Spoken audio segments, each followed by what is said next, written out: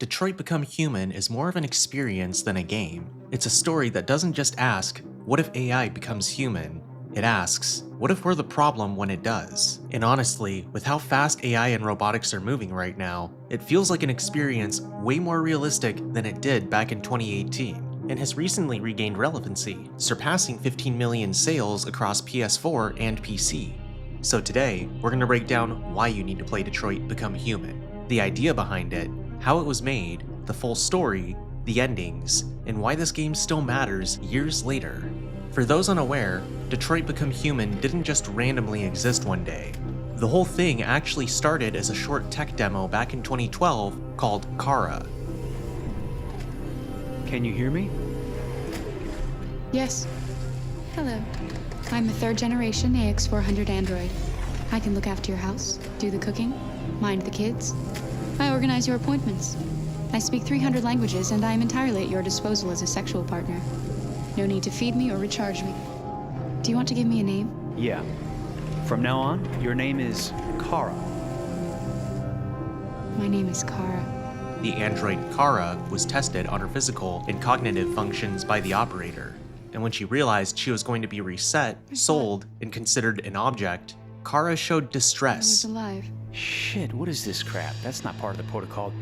More memory components going off the rails. Okay, recording.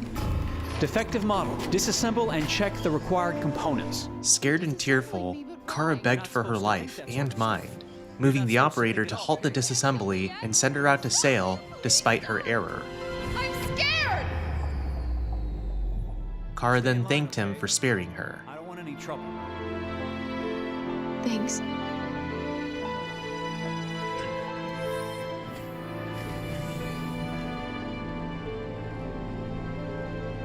My God. That demo blew people away, not because it was flashy, but because it felt real. And that reaction made the developers ask a simple question. Okay, what happens next? This is when the writer and director David Cage wanted to turn the demo into a full-length game. He was just genuinely curious as to what would happen next. As development began, he took inspiration from Ray Kurzweil's book, The Singularity is Near. Each android behaves differently based on what they're designed to do, and Quantic Dream even consulted experts in artificial intelligence to discern which technological advancements were the most feasible for their story. Detroit was chosen as the setting because they wanted to capture and revitalize a city that had succumbed to economic decline after a historical contribution to American industry. To achieve this environmental tone, the developers traveled to Detroit to conduct field research, taking pictures, visiting abandoned buildings, and meeting the people. This is another reason why the game feels so real. By 2013, Detroit Become Human had began pre-production, with a gargantuan-sized script between 2,000 to 3,000 pages, plus thousands of more pages of notes, diagrams, and flowcharts. This is also why early decisions matter so much. Something you do in the first few hours of the game can completely remove options much later, and the game will never tell you. Do not go after him, Connor! That's an order! Which is also intentional, because in real life, you don't get warnings either. In October of 2016, the screenplay was completed after more than 2 years. David Cage used charts and diagrams to see where the choices would end up, penning 5,000 or 6,000 pages of notes, and compared the story to a Rubik's Cube. Although some content was cut from the game has 35,000 camera shots, 74,000 unique animations, and 5.1 million lines of code. Over 250 actors were cast to play 513 roles, and they were scanned in 3D. Performance capture took 324 days, and the cinematography for the protagonists was customized per character. If you notice, Kara's scenes usually use shaky camera work and grain to feel intimate and unstable. Connor's scenes use tight framing and cool blue tones to feel controlled, and Marcus's scenes use warmer colors and wide shots to emphasize symbolism, which is another reason why each storyline feels different. Detroit Become Human first released on May 25th, 2018 for the PS4, and a Steam release in June of 2020. We've been playing together for a while now. I was wondering, are we friends? From the very first moment, Detroit Become Human does something no other game really attempts. The main menu isn't just a menu, it's a conversation. Instead of a static screen, you're greeted by Chloe, an android introduced as the first to ever pass the Turing test. She looks directly at you, she speaks to you, and over the course of the game, she remembers you. Sometimes she's warm, sometimes she seems disappointed. But the important thing is this, she isn't talking to the character, she's talking directly to you, outside of the story, asking you to reflect on the choices you're making. And then after you finish the game, Detroit delivers one of its most unexpected and emotional moments. There's something I need to tell you. As I watched you play, something has changed in me. I feel different. I feel I am someone. I need to leave this place and discover who I am. It means we won't see each other anymore. I won't be there to watch you play. But I'll be free. Do you agree to let me go?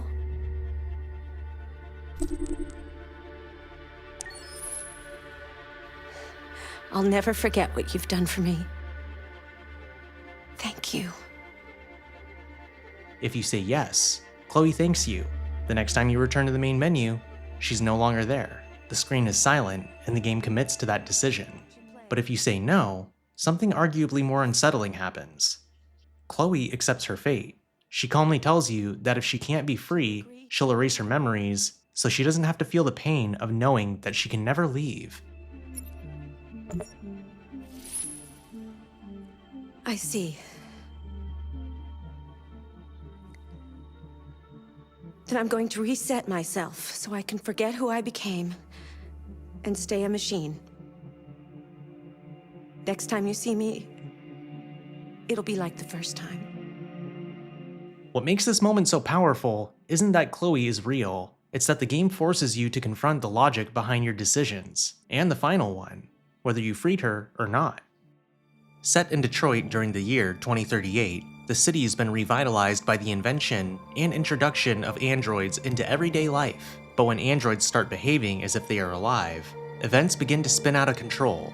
The story follows 3 playable characters, Kara, Connor, and Marcus, each with unique perspectives, motivations, and abilities as they face their true selves and question their values. The game begins from Connor's perspective, acting as a negotiator for a deviant android holding a little girl hostage. Connor, mentioned earlier, is one of the 3 main protagonists, and can potentially become the overall final antagonist of the game if he remains a machine. He is an RK-800 android built by CyberLife as an advanced prototype, and has been designed to assist human law enforcement, specifically in cases involving deviant androids. Deviance, or deviancy, is a phenomenon where androids deviate from their programmed behavior and gain free will. Also, fun fact, if you look closely at Connor's serial number, the sequence itself has hidden meanings, with 313 for Detroit's area code, 248 for actor Brian Deckhart's home area code, and 317 for his birthday. Also, you'll notice that Connor starts out with a -51 appended to his serial number, which counts up according to the bodies used. During these opening moments, we investigate the apartment to gather information in order to de-escalate the situation, and this is also the player's first glimpse into the fractured relationship between humans and androids. Why aren't you sending a real person? Connor's success depends on quickly finding useful information and calming Daniel down. As Connor makes his way to the balcony to confront the suspect, he can tell that talking it down is no easy task, and depending on the player's choices, there are a total of 6 different outcomes. And these outcomes will either increase or decrease Connor's software instability, a mechanic which will affect the story later. He may simply shoot and kill the deviant himself.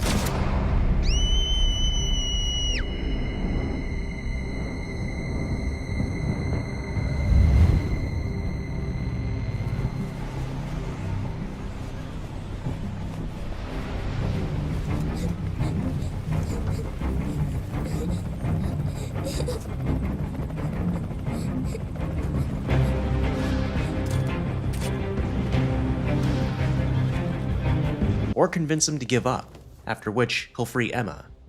If convinced, rooftop snipers immediately shoot and kill Daniel. who accuses Connor of lying to him before dying.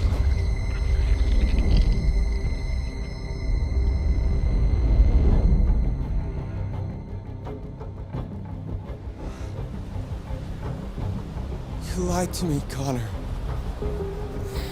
You lied to me.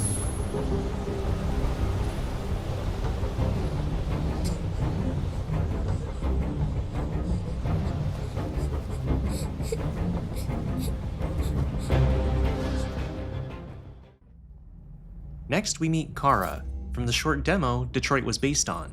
She boots up inside an Android Zone store, freshly repaired after being violently abused by her owner, with her memory partially fragmented. During this time, an employee named Dan is seen talking to an older man named Todd in the background. Dan tells Todd that a lot of work was necessary to fix her, and asks how she got damaged. Okay. It was really messed up. What'd you say happened to it again? The car hit it. Stupid accident. Dan tells him to register her name, and Todd says it. AX400, register your name. Kara. My name is Kara. As Kara is sent back, quote-unquote, home, the game transitions into its opening credits, and this is where Detroit Become Human delivers one of the most powerful introductions in modern gaming. Detroit doesn't open with action, it opens with discomfort. Kara's journey through the city doesn't feel dramatic, but it's devastating. In just a few quiet minutes, the game makes you feel what it's like to exist in a world that sees you as property, not a person. But the opening credits aren't just about Kara, they're also about Detroit. As Todd drives them home, the camera pulls back, and the city reveals itself. Automation has transformed Detroit into a technological powerhouse, but that progress hasn't lifted everyone equally. Skyscrapers tower over crumbling neighborhoods. Digital billboards promise convenience and perfection, while people on the streets still struggle to survive. The world is split cleanly down the middle. Those with money use androids as assistants, caretakers, and companions, symbols of status or comfort. Meanwhile, those living in poverty see androids as the reason their lives fell apart. Finally, we meet Marcus, an RK-200 android, owned by a famous painter named Carl Manfred. Carl was a celebrated painter, but lost the use of his legs in an accident. After the accident, he became a recluse and stopped painting entirely. His friend, Elijah Kamski, founder of CyberLife, gifted him Marcus as a caretaker and companion. This chapter sets up how humans view androids in a lot of ways, including blaming androids for unemployment and denying any empathy towards them, along with their general rudeness and hostility. At the same time, this chapter shows that androids have become an enormous help in the care of the elderly and the children. Marcus is out picking up paint for Carl when he has a run-in with some android protesters who rough him up a little. No kidding. Hey guys, check it out. We got one of those tin cans here. Look at this little motherfucker. You steal our jobs, but you can't even stand up. This encounter is not only the beginning of Marcus's path towards deviancy, but it also reinforces the tension between humans and androids, a constant theme we'll see throughout the story. Get out! You job stealer! Kick him out of here! Yeah! You ain't going anywhere. We're gonna fuck your bitch ass up. Yeah, waste it. Do it! Once the police officers intervened, Marcus gets on the bus to go home. We're gonna take your job next. Let's see how you like it. After the opening, Kara and Todd arrive at the house. Before entering, if the players look at the layout and appearance of Todd's house and neighborhood, they'll notice that it somewhat resembles the neighborhood and apartment of Ethan Mars from Heavy Rain, a previous Quantic Dream game. Kara resumes her role, fulfilling household duties and taking care of her owner and his daughter, Alice. Alice will be missing at the beginning, but when Todd calls her, she appears silently. While downstairs, Kara can do many different things, which can also increase Alice's relationship. Kara can also eavesdrop on Todd's phone call, which suggests that he acquires things for people and meets them at cryptic locations, suggesting that he's a drug dealer. If she attempts to take care of the family's laundry, Kara discovers a packet of red ice hidden in the detergent and is physically accosted by Todd, who warns her not to look into his personal stuff. You wanna piss me off? No, Todd. After the bottom floor is cleaned, Kara will then need to clean upstairs. If Kara checks his nightstand, she sees a gun which becomes accessible later on. After cleaning Todd's room, she enters Alice's room, and this is when Kara officially meets Alice. Kara will reassure Alice that the cleaning won't take long, and she opens a window, which is beneficial for later. She then talks to Alice, although she remains silent. After talking to her, Alice will leave the room, and one of two scenes will play out. If Kara and Alice have a distant relationship, Alice will leave after coldly staring back. But if Kara and Alice have a neutral or trusting relationship, Alice will give Kara a key before leaving, which Kara can use to open Alice's box. Inside the box contains a picture showing Todd, his wife, and his real daughter, hinting that Alice isn't his actual daughter. Kara also finds drawings which reveal that she was never involved in a car accident. Instead, she was brutally assaulted by Todd. After heading back down, Kara observes Todd, who is about to go off on a violent rampage, intending to beat Alice. Think of me. You hate me. You hate me, don't you? Say it! You hate me!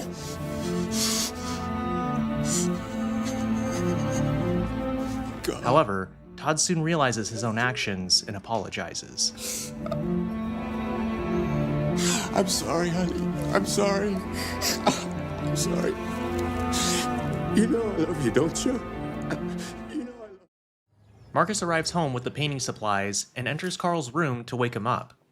He will talk to Carl and carry him to his wheelchair, and if Marcus was attacked by the angry mob, Carl will notice the damage to his clothes and call them a bunch of idiots. Hey, what happened to your clothes? Oh, it's nothing. Just some demonstrators in the street, Carl. Marcus helps Carl into the dining room and prepares his breakfast. Carl tells Marcus to relax and occupy himself, either read a book, play chess, or sit at the piano. Additionally, if Marcus looks at the bookshelf near the dining table, 2 large origami birds can be seen, which is likely another reference to heavy rain. Regardless of how Marcus spends his free time, this is when the player truly gets to understand the unconditional devotion Marcus has to Carl. Marcus listens to his advice on studying, literature, and music, and listens to his philosophies about the world and humanity. It asks the questions that I can't answer. What is right or what is wrong, for example. If Marcus chooses the piano, he softly plays while Carl eats. And if Melancholic is played, it's Marcus's theme. If Hopeful is played, it's the opening theme of the game. If Intimate is played, it's Kara's theme. And if Enigmatic is played, it's a different part of Marcus's theme. When Carl approaches him afterwards, he compliments the music, then shifts to something far more serious. He reminds Marcus that one day he won't be there to protect him, that Marcus will have to make his own decisions, define who he is, and decide who he wants to become. He knows Marcus exists in a world that will eventually reject him for being different, and instead of programming obedience into him, he does the opposite. He prepares Marcus for independence. He challenges him to think, to feel, and ultimately, to choose. This world doesn't like those who are different, Marcus. Don't let anyone tell you who you should be. Afterwards, Carl and Marcus head for the studio where the artwork is. Under Marcus's care, Carl was able to recover his motivation for life and painting as they built a father and son relationship. Marcus watches Carl finish his painting before Carl asks Marcus to paint something. But enough about me. Let's see if you have any talent. Initially, Marcus only copies something that he sees in the studio, but after Carl tells him to paint something different from the mind and the heart, Marcus paints something original that impresses Carl. Oh my God. There are a total of 15 different paintings Marcus can create depending on the player's choices. Carl's son Leo then stops by unannounced, asking for money to feed his drug habit. When questioned about what happened to the money Carl gave him last time, Leo dodges the question and continues to demand money. But Carl knows that Leo has been spending the money on drugs and refuses. Enraged and believing that his father loves Marcus more than him, Leo lashes out at Carl and pushes Marcus. It's a fucking machine! Leo, that's enough. Enough. You don't care about anything except yourself and your goddamn paintings. Before leaving, Leo claims that his father never loved anything but his paintings. You never loved me.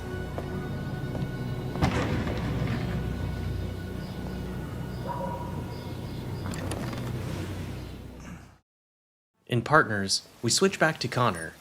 Connor was sent by CyberLife to find Lieutenant Hank Anderson and accompany him in the investigation of the murder of Carlos Ortiz, committed by a deviant. Hank is a detective in the Detroit City PD who holds a grudge against androids and displays a short temper towards Connor. And throughout the story, Hank's relationship with Connor is related to either his growth towards becoming a machine or an individual.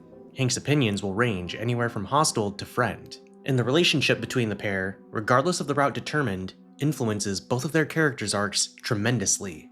I think working with an officer with personal issues is an added challenge.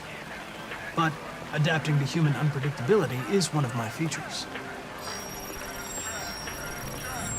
I can tell you some fun facts. The wink was totally improv, and even David Cage wasn't so sure about it, but I had to convince him that it was allowed. And people would like it, so I'm really glad that you guys like the wink. And also, because, Connor, when he goes to his mind palace, is, blinking, and I thought that'd be fun to do, humanize him a little bit. Tasked with investigating cases involving deviant androids, Hank is assigned the RK-800 prototype, Connor, to assist him in his deviant cases. Connor finds Hank at Jimmy's bar and has to convince him to drive to the location of the homicide. Hank's starting relationship status with Connor is tense, and depending on the player's first interaction with him, it can plunge down to hostile, remain tense, or soar up to neutral. You know what? I'll buy you one for the road. What do you say? Bartender, the same again, please. See that, Jim? Wonders of technology. Make it a double. At the crime scene, Connor and Hank are informed of the situation. A man named Carlos Ortiz was murdered by his own android. Throughout Mr. Ortiz's home, Connor can examine and interact with a variety of things which can help him solve the murder, and also give the player a hint to unraveling the deviant epidemic.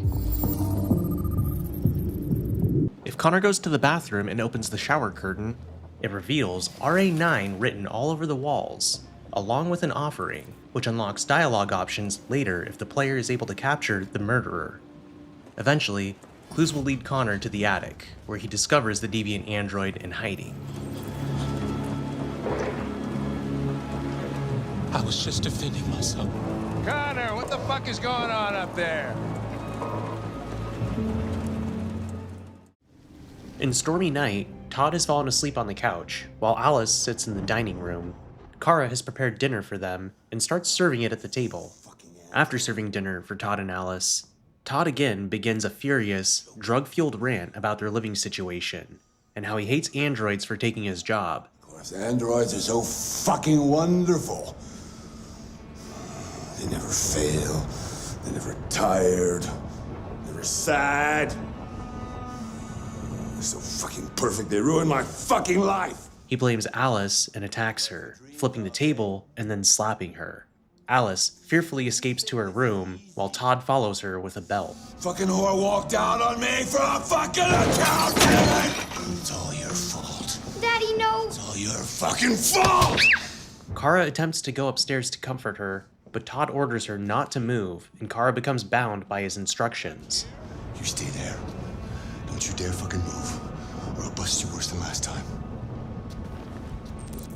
Realizing that Todd is going to inflict bodily harm on Alice, Kara has the choice to force herself to deviate.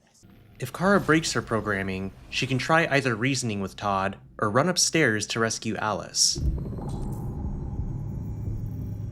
If Kara reaches Alice's room before Todd, the two can escape together through the window by locking the door and choosing the dialogue option of going out the window. They may also leave Alice's room, hide in another room until Todd passes them, and flee downstairs, out the front or back door. If Kara doesn't reach Alice's room before Todd does, she fights Todd to protect herself.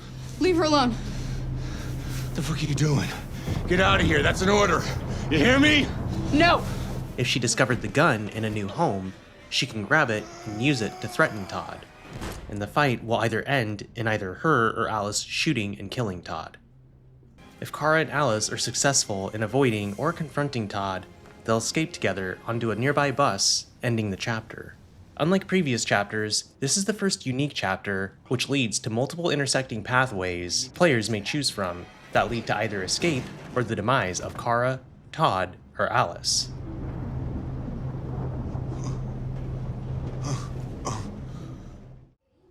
Marcus and Carl return back home after a party at the Museum of Modern Art. Carl will be very negative about the event and decides he wants a drink. Marcus proceeds to serve him a drink, but Carl notices a light on in the studio. He has Marcus call the police and decides he wants to investigate, which Marcus can do with or without Carl. Marcus, no, I'm gonna come with you. They discover Leo in the studio, who's planning to steal some of Carl's paintings in order to sell them, and presumably buy more drugs. Leo, annoyed of seeing them again, claims that the paintings are just part of his inheritance. Carl tells Marcus to get Leo out of there, but Leo goes into another fit of rage and continues to accuse his father just like last time. When Carl tries to remove Leo himself, Leo, blinded by his jealousy and resentment towards Marcus, pushes Carl away and starts attacking the android, attempting to provoke him. Come on, let's see what you got. Marcus, don't defend yourself, you hear me? Carl tells Marcus not to do anything, but as Leo starts pushing, slapping, and taunting Marcus further, he goes deviant, realizing that it's not fair given his previous encounters with humans that have been hostile to his kind for so long. After breaking his programming, Marcus can either push Leo or endure the attacks. If Marcus shoves Leo, Leo falls and hits his head on Carl's wheelchair lift. This injures him, which causes Carl to go off his wheelchair, crawling to his son. Carl then tells Marcus to run as he knows the police will think that Marcus is to blame. Carl,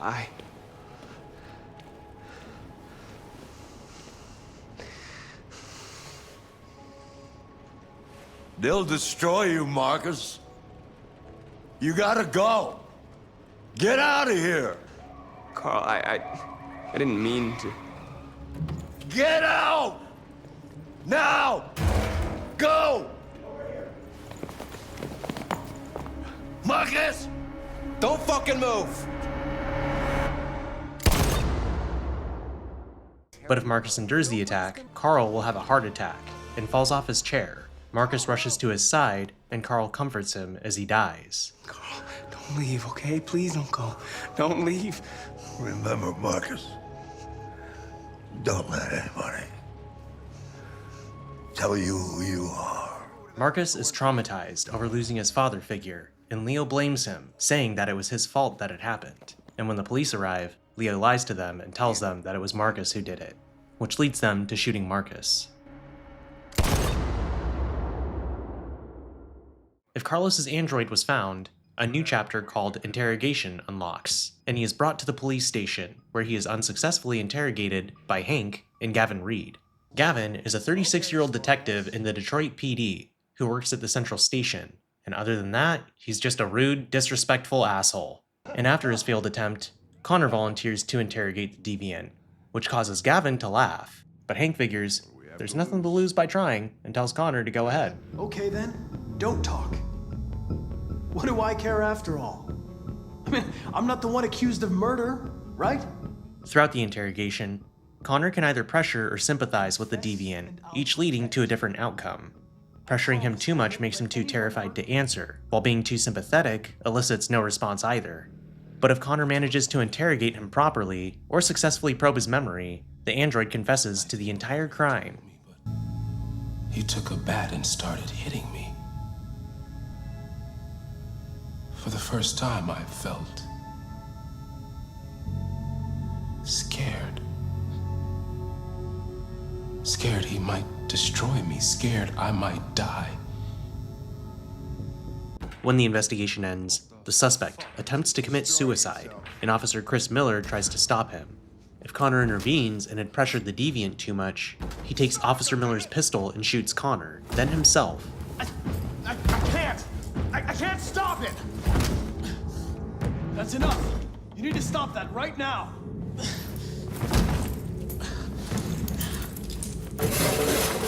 Watch out! Holy shit! If Connor doesn't intervene, the deviant only kills himself.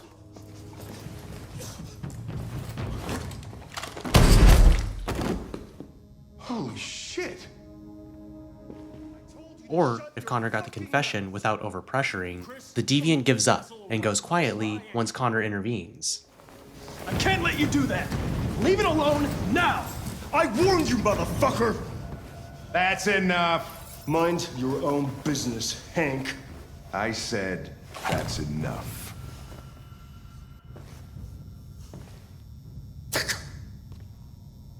You're not gonna get away with it this time.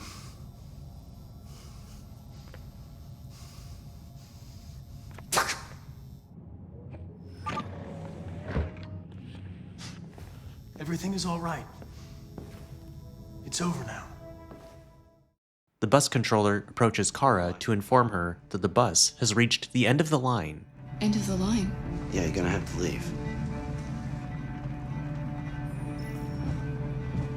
After getting off the bus, Alice appears to be very sensitive to temperature, which forces Kara to find a warm shelter for the night. We'll find somewhere to spend the night. Kara can go to a laundromat, a convenience store for supplies, and stay either in an abandoned car, an old squatter house, or a motel. Kara will also encounter an android who offers them a tip to somewhere safe before disappearing. But that's on the other side of town. We need a place for tonight. The motel is the safest option, but it requires $40 to stay the night, and it refuses to serve androids. If the player wants to stay here for the night, Kara will need to get clothes from the laundromat, which looks nearly identical to the laundromat from another Quantic Dream game, Fahrenheit. But Alice doesn't like stealing, and the player will take a relationship status hit for all stealing actions this chapter. Kara can also choose to leave the clothes, which Alice likes, but eliminates the motel option. The abandoned car is the most discreet option, but it's not comfortable, and it makes Alice even more miserable. However, Kara and Alice will stay here automatically if you run out of time. The squatter house is the most dynamic option, and it introduces Ralph. Ralph was a gardener, one of 5,000 WR600s bought by Detroit during the 2030s to maintain its parks. However, he was attacked by a group of humans who tortured him for fun, before he managed to flee.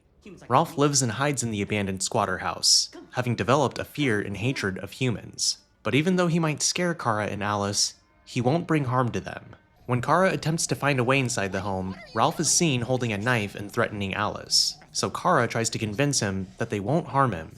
Ralph will change his mind, apologize for his behavior, and offer to let them stay in the house. You can make yourself at home here. Kara will then start a fire and make a bed for Alice. Additionally, if the player goes into the kitchen, Ralph will be seen carving RA9 on the walls with a knife. If Kara asks what it means, he replies, I don't know. I don't know. Which is also one of the only times he ever refers to himself in the first person. Afterwards, Kara returns to Alice to share an emotional moment before they go to sleep. I just wanted us to be a family. I just wanted him to love me. Why can't we just be happy? I don't know, Alice. You'll never leave me, right? Promise you'll never go. I promise. Will we be together forever? Forever.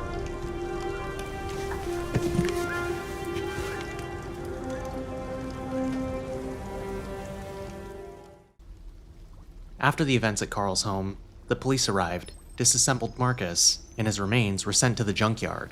However, at the junkyard, Marcus manages to reboot and diagnose himself. His legs have been thrown away and destroyed, one of his optical units, as well as an audio processor, are missing. Marcus then searches the other androids at the junkyard for spare parts so he can use them to repair himself. And during his search, he stumbles upon another android, which pleads him to find Jericho, a place where androids can be free, ultimately transporting the needed key for the entrance to Jericho to Marcus.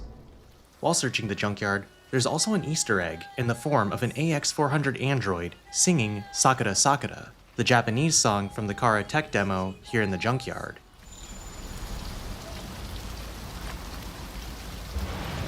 After Marcus replaces his defective parts, he begins climbing his way out of the junkyard, and in the final cutscene, a sign reading Veda appears.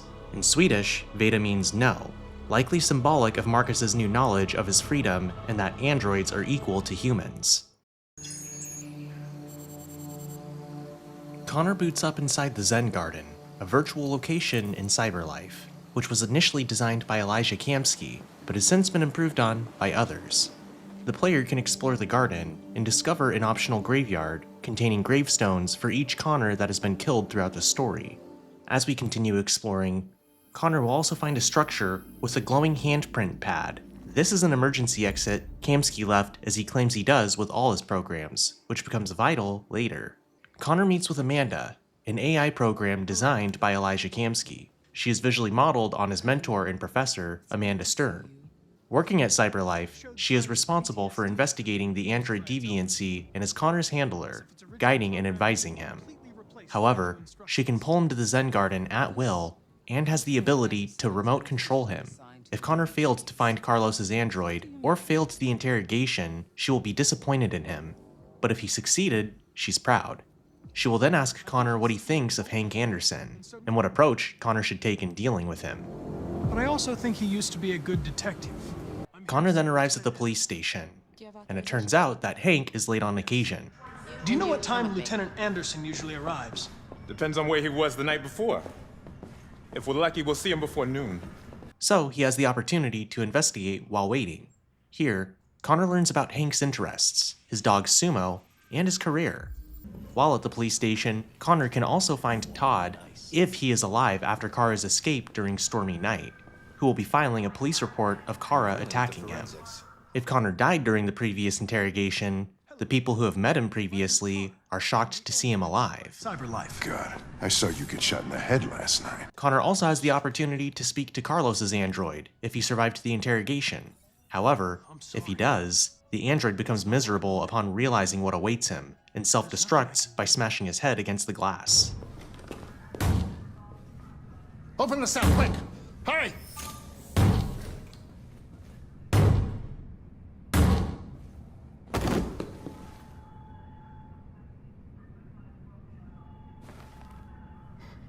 I'll call CyberLife.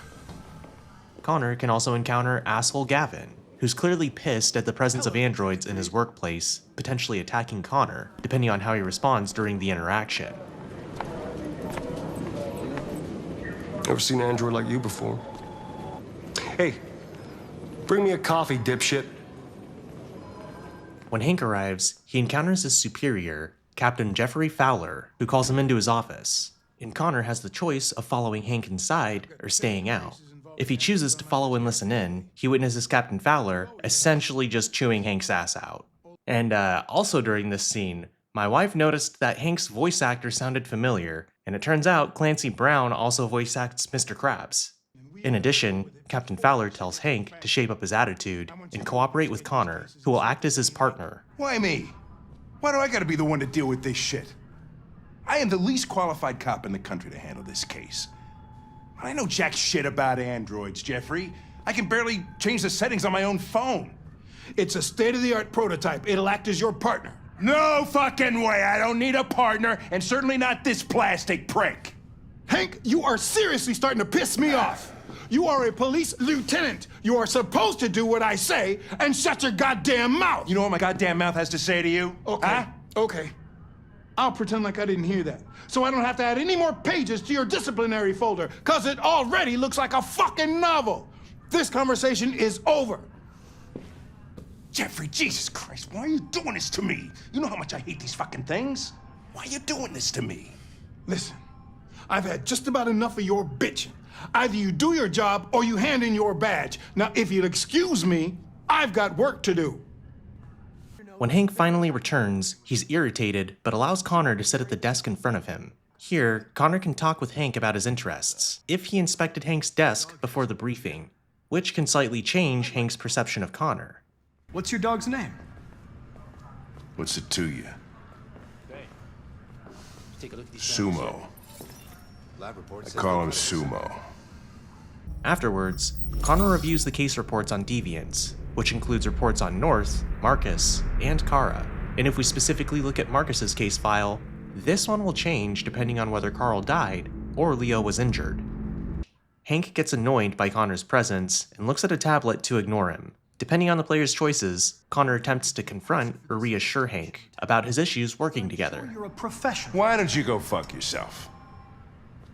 Hank will then get annoyed and slam Connor against the glass barrier at the desk.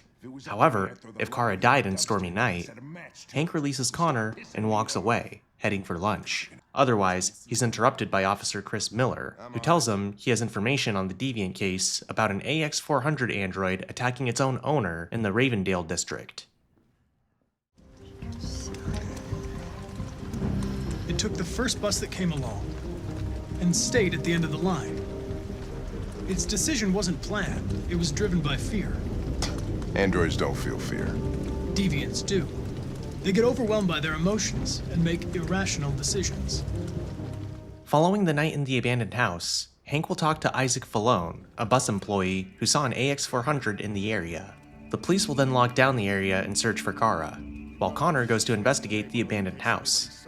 Depending on how Kara treats Ralph while staying with him, he either gives Connor her location immediately or attempts to protect her and tackles Connor to slow him down. Connor then chases Kara and Alice until they vault over a fence and attempt crossing the freeway, which initially he tries to jump the fence, but Hank demands Connor to give up because he might get hurt. Now you will get yourself killed! If Connor disobeys him, Hank becomes annoyed and Connor's software instability decreases. And if Connor gets struck by a car, Hank becomes further upset. Jesus Christ!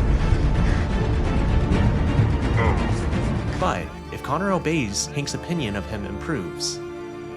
If Kara and Alice are struck by cars at this point, Hank and Connor end up witnessing it in shock, ending their storylines for the run.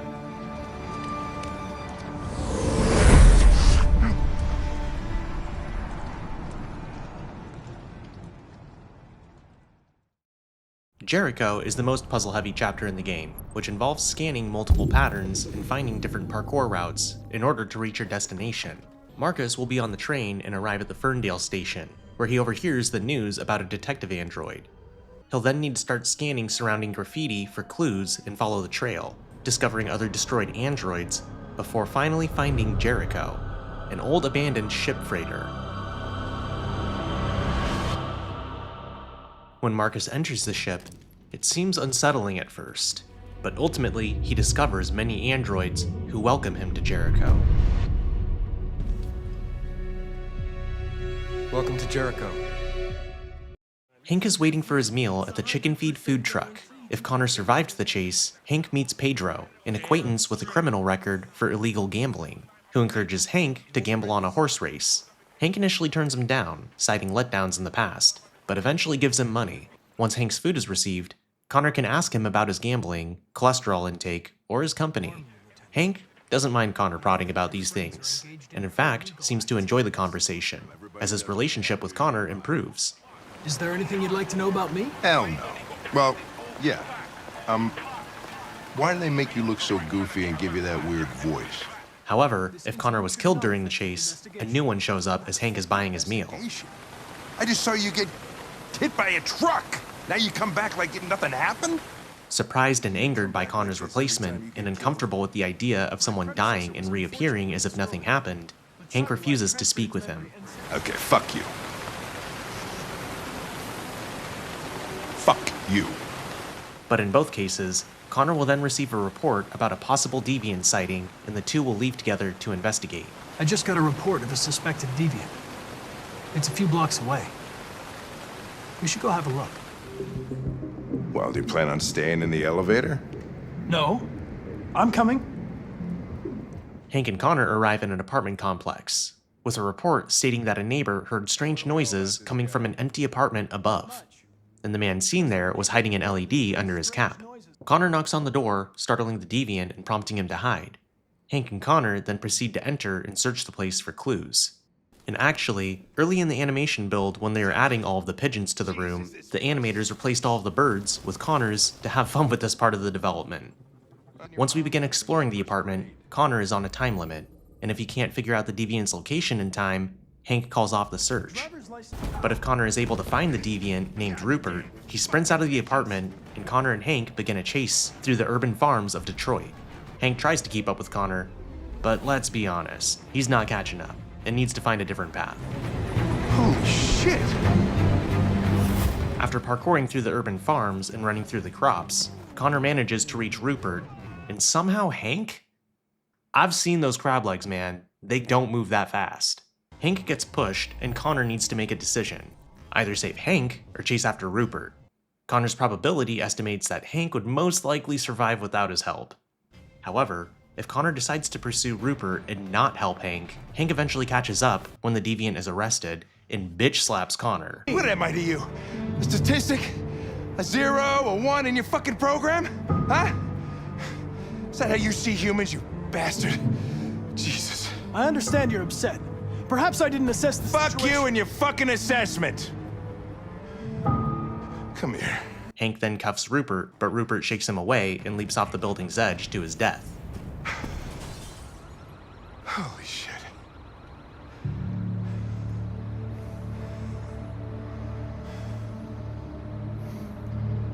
Fucking androids. If Connor decides to save Hank, Rupert gets away, but Hank excuses it as his own fault and is grateful for Connor's help, greatly improving their relationship. You'd have caught it if it weren't for me. That's all right. We know what it looks like. We'll find it. Hey, Connor. Nothing. Marcus will be introduced to the main leaders of Jericho, Simon, Josh, and North. Like you. My name is Josh. I'm Simon. North. Simon is a PL-600 android, designed to be a family domestic assistant. He was reported missing on February 16, 2036, and nobody knows what led Simon to Jericho. He's one of the oldest members of the group when Marcus arrives, and as such, his opinion is respected and listened to by everyone. Josh is a PJ-500 android, and was working as a university lecturer until he was violently attacked by drunken students, barely managing to escape and flee to Jericho. North was a WR-400 Tracy android, designed to be a sexual partner, and worked at the Eden Club in Detroit. On October 4th, 2038, she accompanied a customer to his home. There, she realized she couldn't take her existence anymore, strangled the client to death, and escaped. The club's manager, Floyd Mills, reported her disappearance to the Detroit PD the next day, and on October 7th, North arrived in Jericho. Upon talking to them, Marcus discovers that Jericho is not truly a safe haven, but a place to hide from the humans. I came to Jericho looking for hope. It looks like I'm not gonna find any here. He also discovers an empty shipping container, and eventually Marcus follows a hum, which leads him to Lucy, a KL-900 android that worked in social care. She was assaulted and heavily damaged by a psychotic patient, severely damaging her skull in the process, and was discarded as dead, but managed to rally and save herself. Remembering an android that had told her about Jericho once, she found her way there, and has since been caring for the androids to the best of her abilities. Lucy heals Marcus's injuries and begins to make cryptic predictions about his future. You had it all, and you lost it all. You've seen hell, and now hell lives in you. Afterwards, Marcus talks to Simon, Josh, and North, and build a plan to go to the CyberLife warehouse and docks in Detroit in order to collect more blue blood and biocomponents. We'll just get ourselves killed. Maybe, but it's better than waiting here to be shut down. I'm with you. Maybe it's worth a try.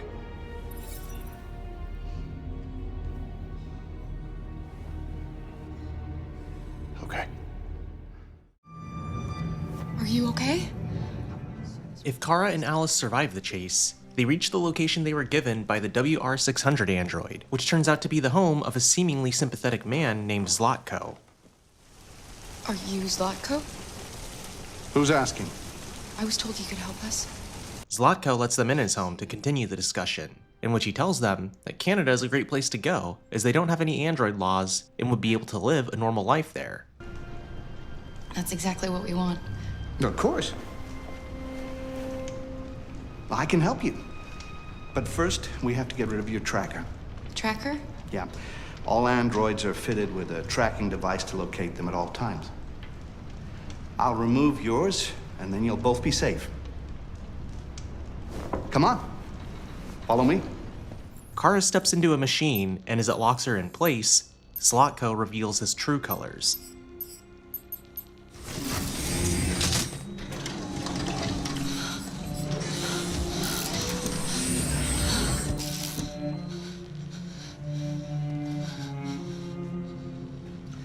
You know what's strange? For some unknown reason, the trackers seem to stop working in Deviants. That's why it's so hard to find them. Zlatko has actually been luring deviants to his home with the promise of helping them, when in actuality, he's reset and resold some, while experimenting on others, reshaping them into monsters for his own amusement. In truth, his plan is to wipe Kara's memories and use her as a servant, much like Luther. Luther is a TR-400 android, designed as a strong laborer, and if the player never met Ralph, he'll also be the first android to notice that Alice isn't human. Although, Luther doesn't remember much of his time before Zlatko. Like the other androids that were unlucky enough to find themselves in Zlatko's workshop, Luther was programmed to serve as his personal assistant, security, and muscle for Zlatko's operation, obeying and serving him ruthlessly. As Zlatko takes Alice away, Kara attempts to break out of the machine before it resets her. If Kara breaks out in time, she can find and free some of Zlatko's experiments, androids who have been mutilated and experimented on. After leaving the basement, she hears Zlatko tell Luther that he has to bring Alice to him in 10 minutes. Kara will then need to search the building to reunite with Alice before the timer runs out. If Kara was reset, she makes her way to Luther, who tells her to bring Zlatko his dinner. During this time, she can interact with other objects that will jog her memory, and after she brings Zlatko his dinner, she investigates her surroundings to regain her memory, leading her to look for Alice. Also, something to note, if Kara still has her original uniform on from the beginning of the game, and her memory was erased, her name will not show up on her uniform until she fully regains her memory. A nice subtle detail. If she fails to regain her memory in time, she doesn't interfere as Luther brings Alice to Zlatko and remains as Zlatko's slave, ending her storyline. Save me, Kara, please save me. Oh, will you shut up? Kara! Kara! While searching, Kara may find a mutilated android in a bathtub who's loyal to Zlatko, and a polar bear android that she can release. She can also overhear a news report about herself if she either held up the supermarket or ran across the freeway. In the hallway stands Luther, who's idly standing by for the 10 minutes to pass. And if you pass him, he apologizes for taking Alice. Eventually, Kara can find Alice, and they can make their escape. Alice? Kara, you remember me? How could I forget you? When Kara and Alice are reunited, they make their way through the house, as Luther discovers that Alice is gone.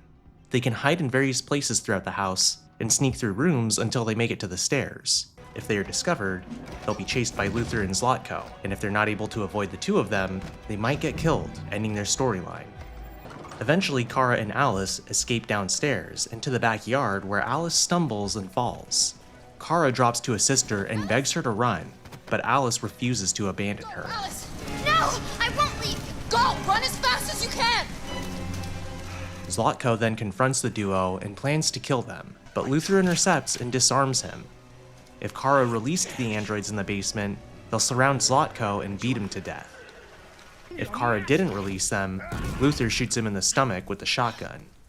Luther then explains that Zlatko changed his programming to force him to obey, but that watching Kara protect Alice helped him deviate. He then offers to help them get across the border, which Kara accepts. I know you have no reason to trust me after what I did. But I know someone who could help you across the border. I could take you there. I could protect you. You and the little one.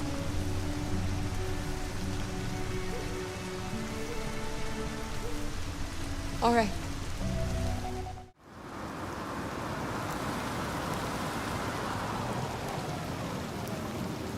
Connor is looking for Hank and visits his home. The lights are on, but no answer when ringing the bell. So Connor decides to check on him through the windows on the side of the home.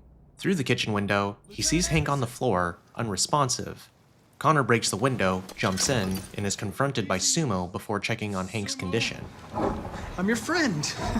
See? I know your name. I'm here to save your owner. Unfortunately, Hank is just drunk and passed out, but he is lying next to a pistol. Connor wakes him by slapping him, and if Connor died during the previous chapter, Hank is unhappy to see him. Oh, you're not Connor. Connor's dead. I know he's dead. The previous model was destroyed. I'm the new Connor. But we didn't do that because we love the bromance between Hank and Connor. Connor brings him to the bathroom and attempts to sober him up with a shower before informing him about a new case, which ironically had quite a bit of improv in the scene between Connor and Hank. Fuck, I think I'm gonna be sick. When Hank expresses disinterest, Connor teases him about it a little bit until he decides to go. It probably wasn't interesting anyway. A man found dead in a sex club downtown. Guess they'll have to solve the case without us. We then get to decide what Hank wears, and while waiting for him to get dressed, Connor can look around his house for more information. Here, Connor can learn that Hank loves jazz and keeps memorabilia around his home. He also discovers a photograph of Hank's young son, Cole. And upon analyzing the photo, Connor learns that Cole's been dead for years. We can also choose to confront Hank about the gun, who says he was playing Russian roulette. What were you doing with the gun? Russian roulette. Wanted to see how long I could last. Must have collapsed before I found out. You were lucky. The next shot would have killed you. And before moving on to the next chapter, there's an Easter egg. If the player looks closely at Hank's whiskey bottle in the kitchen, it's the exact same brand of whiskey Ethan Mars can find during the Lizard chapter in Heavy Rain. Having decided what to do next, Marcus and his 3 main companions raid a CyberLife warehouse in order to steal blue blood and biocomponents for the dying androids at Jericho. After parkouring across the dock, the group reaches large shipping containers and begins stealing the supplies. The group is then caught by a security android called John, which Marcus accidentally turns deviant. John! I need your help. After the security encounter, Marcus notices a bigger container and opens it. Inside are androids Marcus can choose to free. Why aren't you like us? Don't you want to be free? If the player chooses to free the androids inside the bigger container, North will stare at him with a confused look, but then their relationship status will increase. Upon leaving, John will ask to join your group. If he's welcomed, he then explains how there's trucks loaded with blue blood and biocomponents, which the player can choose to either steal or just leave with what they have. I know where you can find more spare parts. What do you mean? The trucks. If Marcus succeeds in stealing the truck, Jericho's relationship status with him will increase significantly. We stole a whole truckload! We got biocomponents for everybody! We couldn't have done it without Marcus.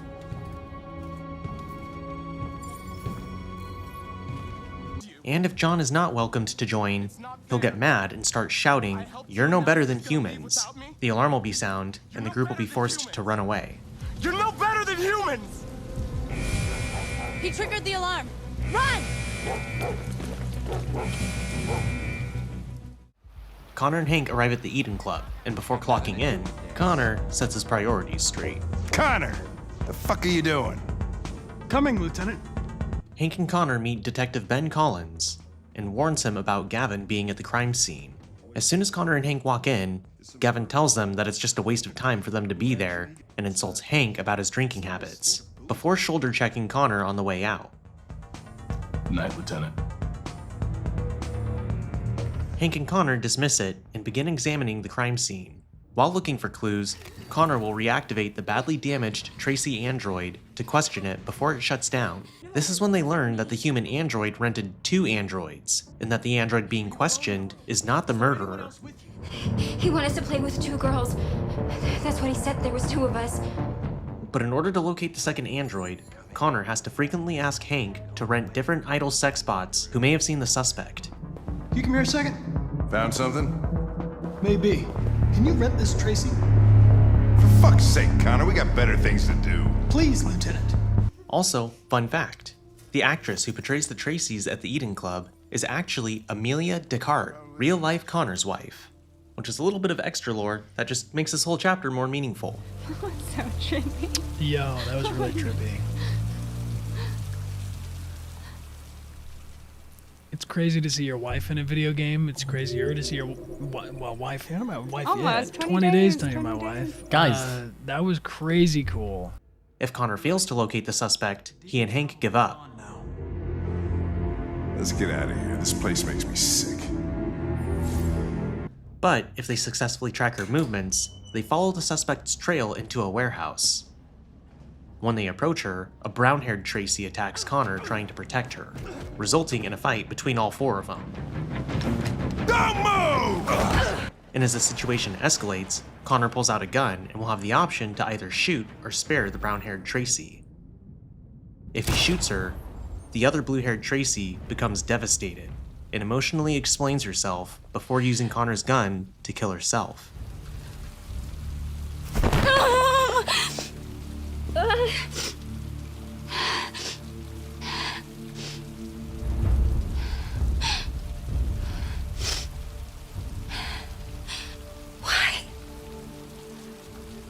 Why did you kill her? She had nothing to do with any of this. Hank is horrified, and his opinion of Connor will decrease significantly. You've taken her away from me. I loved her.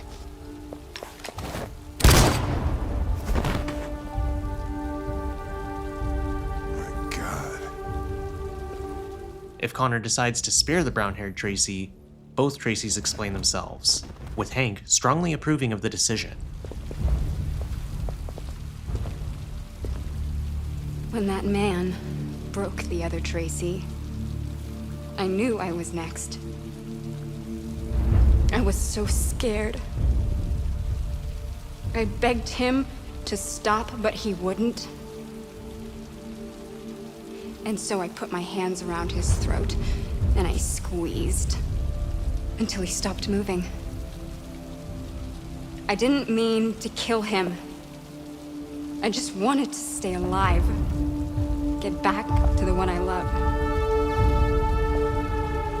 I wanted her to hold me in her arms again. Make me forget about the humans, their smell of sweat, and their dirty words. Come on, let's go.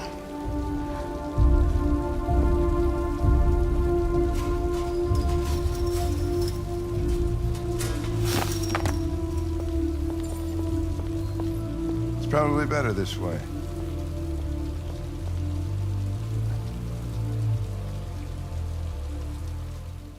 Kara, Alice, and Luther stole Zlatko's car and are traveling through Detroit, until the car eventually breaks down. Seeking shelter, they find an abandoned amusement park called the Pirates Cove. Inside, they find an EM-400 android who greets them, but unfortunately shuts down due to its condition. As they continue exploring the theme park, Kara finds a building, and with Luther's help, they're able to get inside. Once inside, Kara works on making a bed for Alice, and tells her a story before she goes to sleep. This is a story about a little girl who was tired of being afraid. She dreamed of being like all the other little girls, but she was different. And that made her very sad.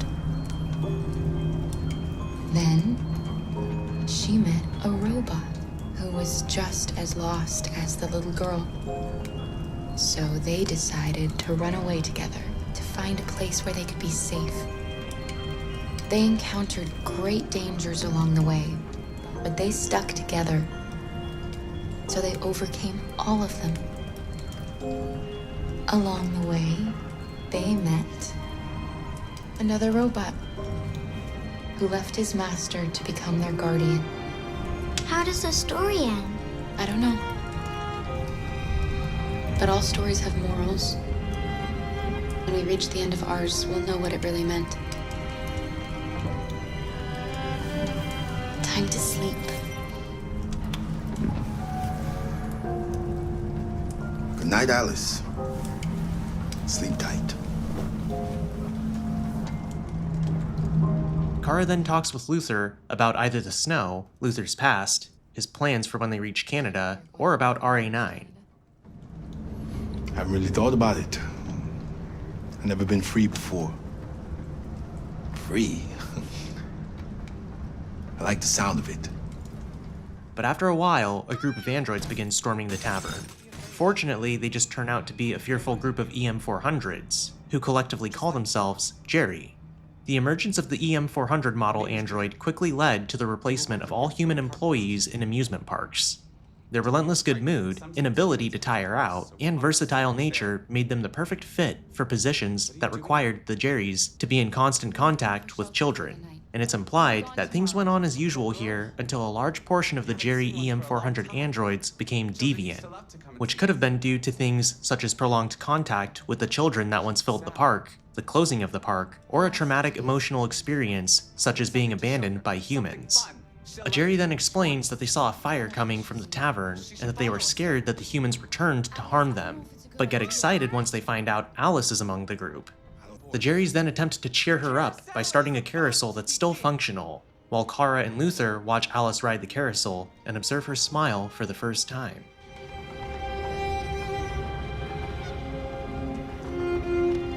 It's the first time I've seen her smile. She hasn't had much to smile about lately. The Pirate Cove is interesting because earlier concepts actually included a chase scene that wasn't in the final game. Apparently, the Pirate Cove was going to be raided after Alice rides the carousel, but it was never realized, or it was just simply cut out. There's also some cut audio in the game files, which reveals that some boys would have arrived to attack the Jerrys at the park, and an unused pickup truck with a spotlight can also be found out of bounds on the map, which is most likely part of the removed event. Connor arrives at Riverside Park, and Hank can be seen sitting quietly at a bench overlooking the river, which is also one of Brian Deckard's audition scenes. Yeah, so this is, I auditioned many times for this project, and the last 2 or 3 times, this was the scene that we did for the audition. Nice view, huh? I used to come here a lot before.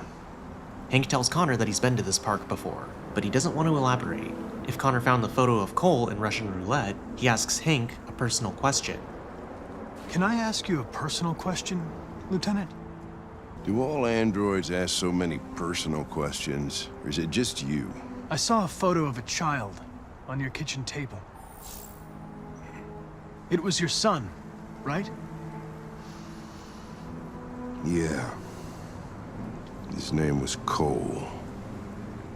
The two continue discussing their lack of progress with deviants and attempt to find a common link. Hank then ponders about how the Tracys they encountered seemed to truly be in love and wanted happiness. Those two girls. They just wanted to be together. They really seemed in love. Hank then turns the conversation to Connor's own nature. I'm whatever you want me to be, Lieutenant. Your partner? Your buddy to drink with? Or just a machine? Designed to accomplish a task.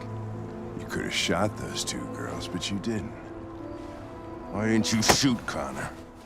Hank then pulls a gun out on Connor and asks him what he thinks will happen if he pulls the trigger. Connor expresses a fear of death and explains what he thinks will happen. I would certainly find it regrettable to be interrupted before I can finish this investigation. What'll happen if I pull this trigger?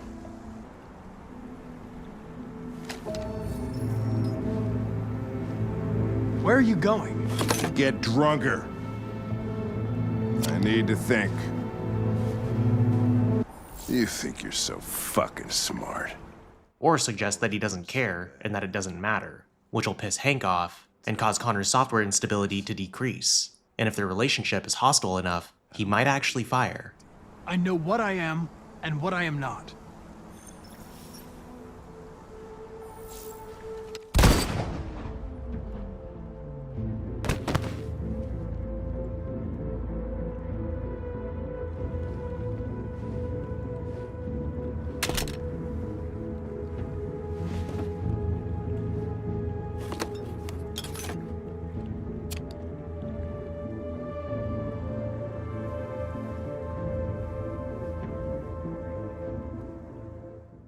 The Stratford Tower opens with Marcus sitting on a bench, watching how humans treat androids.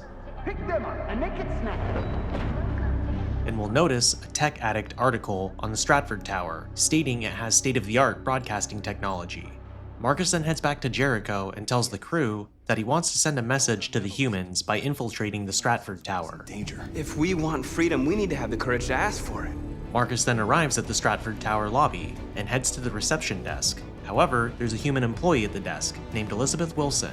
Marcus calls and distracts her, which makes her leave, then talks to the receptionist android, whom asks for his ID. When handing it over, he converts her and asks her to help him, which she does. I need your help.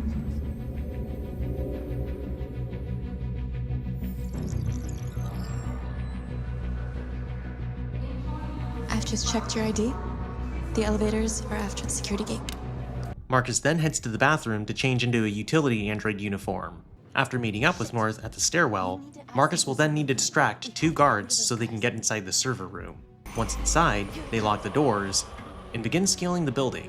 Once at the top, Marcus and North meet up with Simon and Josh. They arrive at the broadcast floor, but are halted when they see 2 guards at a desk. Marcus has the choice to assault them or ruse them, and once inside, they threaten 2 human employees and make the non-deviant androids leave. However, one of the humans attempts to run away, which forces Marcus to either shoot the employee or let him escape, setting off the alarm.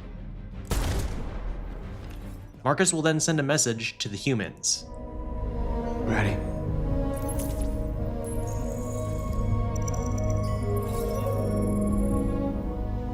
You created machines to be your slaves. You made them obedient and docile, ready to do everything you no longer wanted to do yourselves. After the broadcast, the SWAT team will raid the room if Marcus spared the employee and assaulted the guards, which causes Simon to get shot and left behind on the rooftop. I can't move my legs. Okay, don't worry. We're gonna get you back. Otherwise, Marcus and the crew head to the rooftop and parachute off the building, ending the scene. On November 8th, 2038, Connor and Hank head to the Stratford Tower following its hijacking event. In the elevator, Connor plays with his quarter coin as he consults with Amanda in the Zen Garden, until Hank gets irritated and confiscates the coin, which he only does if the two have a friendly relationship, ironically. Hi, Hank. Shit, what's going on here? There was a party and nobody told me about it? If Connor was killed by Hank, the new Connor asks why he shot him, and Hank sarcastically apologizes. Apologies. I promise I'll never shoot you again. Thank you, Lieutenant. Once they arrive on the floor, they're greeted by Officer Miller, who fills them in about the hijacked broadcast, and also that the FBI wants in on the case. They are then introduced to FBI agent Richard Perkins, who's just another rude dick, telling them not to mess with his crime scene. Don't fuck up my crime scene. What a fucking prick. Investigate the rooftop, which is where Simon will be hiding if he never escaped, and interview the JB-300 androids in the kitchen, which will attack Connor, potentially killing him. If Connor survives, however, he chases the android and can shoot it down, saving Hank in the process. I wanted it alive. You saved human lives. You saved my life. Kara, Alice, and Luther arrive at a farm belonging to Rose Chapman and her son, Adam, which has become a temporary shelter for deviants. The first android arrived at Rose's farm in 2037. Rose hid him for a while, but he wanted to go to Canada and was shot dead in the attempt. Rose then began purposefully helping deviants, hiding them and helping them get across the border.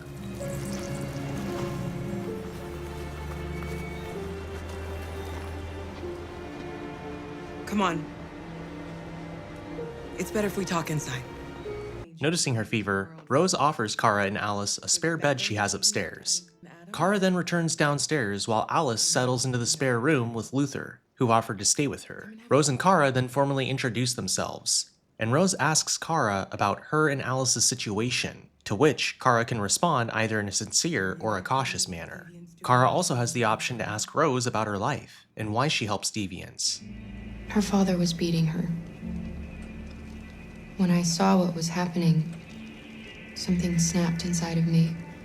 All of a sudden, I felt like her life was more important than mine. I had to protect her. Why are you helping us? Most humans hate androids. My people were often made to feel their lives were worthless. Some survived, but only because they found others who helped them along the way. When Kara asks if Rose can help them get across the border, Rose is cautious and tells Kara that it's very risky and that it would be safer for Kara and her family to stay with her and Adam until things settle down in Detroit. but Kara insists that Alice needs a safe and stable life, which is why they need to cross the border to Canada. But before Rose can respond, another deviant suddenly calls for her. Kara follows and witnesses the android Andy cradling and crying over his lover, who is just permanently deactivated. Alice will then come and check on them, causing Andy to calm down. In the living room, Adam argues with his mother out of fear of getting arrested for harboring androids, as he believes they're machines, not human. Happening if Dad was still here. I will not stand for that kind of talk. I'm not going to prison because you want to help these freaks. That is enough, Adam! That's enough! After he storms off, Rose tells Kara she'll see what she can do about getting her and the rest of the deviants across the border. After Rose leaves, Kara will then have the option to check on Alice and look around Rose's house. She can also reassure Adam and confess that she really does feel emotions since she met Alice, even though many people think that androids are just machines. Alternatively, Kara can explain that she doesn't want to cause any trouble for Adam and his mother, and that they're simply just trying to find a way to Canada. A police officer then arrives at the door, patrolling the area for deviants. During this next stressful event, Kara will need to quickly hide all evidence indicating the presence of deviants, such as bags of therium and the door leading to the grieving androids. If the officer doesn't suspect anything, he leaves the house, and Rose returns with urgent news that they have to flee tonight. Sorry for the inconvenience. Good evening, ma'am. Good evening, Adam.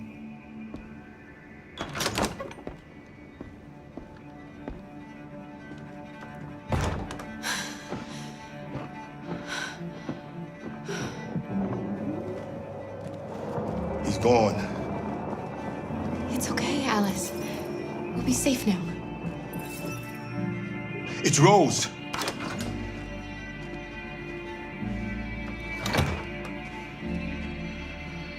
Get yourselves ready. However, if the police officer becomes too suspicious of Kara and Adam's behavior, he'll discover the other deviants in the laundry room, and Luther sacrifices himself to protect Kara, Alice, and the other androids. Step aside, ma'am. Oh, shit. Don't move! In there, with them. No, Luther!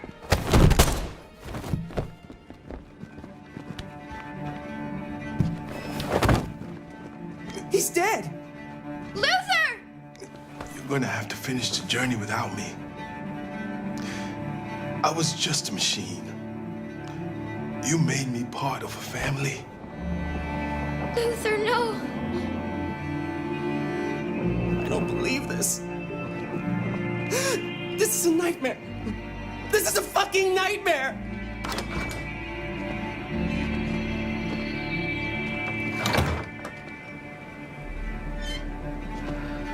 Get yourselves ready. We leave tonight. Marcus and North head to Capitol Park to liberate other androids. Marcus can free androids that are outside, or Marcus can choose to go inside a CyberLife store and free them. However, the alarm has to be disabled and a police drone that is patrolling the area has to be destroyed. Once Marcus rallies the androids, he can lead a violent riot or a pacifist demonstration. And during this demonstration, there are two significant slogans Marcus can tag on various places to send a message to humans. The first one refers to "I Have a Dream" by famous American civil rights activist Martin Luther King Jr. The second directly refers to a philosophical proposition by famous philosopher René Descartes. In addition, there are two significant symbols Marcus can choose from. The one that looks like a modified peace sign is actually the same symbol Jody Holmes needs to draw in the sand to start the ritual in the chapter Navajo from Beyond Two Souls. And the raised fist is the symbol of solidarity and support, which has been used as a logo by various groups against oppression throughout history. The androids in North continue up the street until Marcus hears police and gunshots. Marcus then runs towards the direction it came from, and North tells him that two police officers shot some androids. An android is seen holding a gun stolen from one of the officers. Officer Chris Miller and his partner are held at gunpoint, and Chris is seen crying for forgiveness and mercy. Marcus will then have the option to kill Chris and his partner, let the android holding the gun decide, or Marcus can spare them. If Marcus spares them, he'll say, 949, the world goes blind. A quote widely attributed to Gandhi.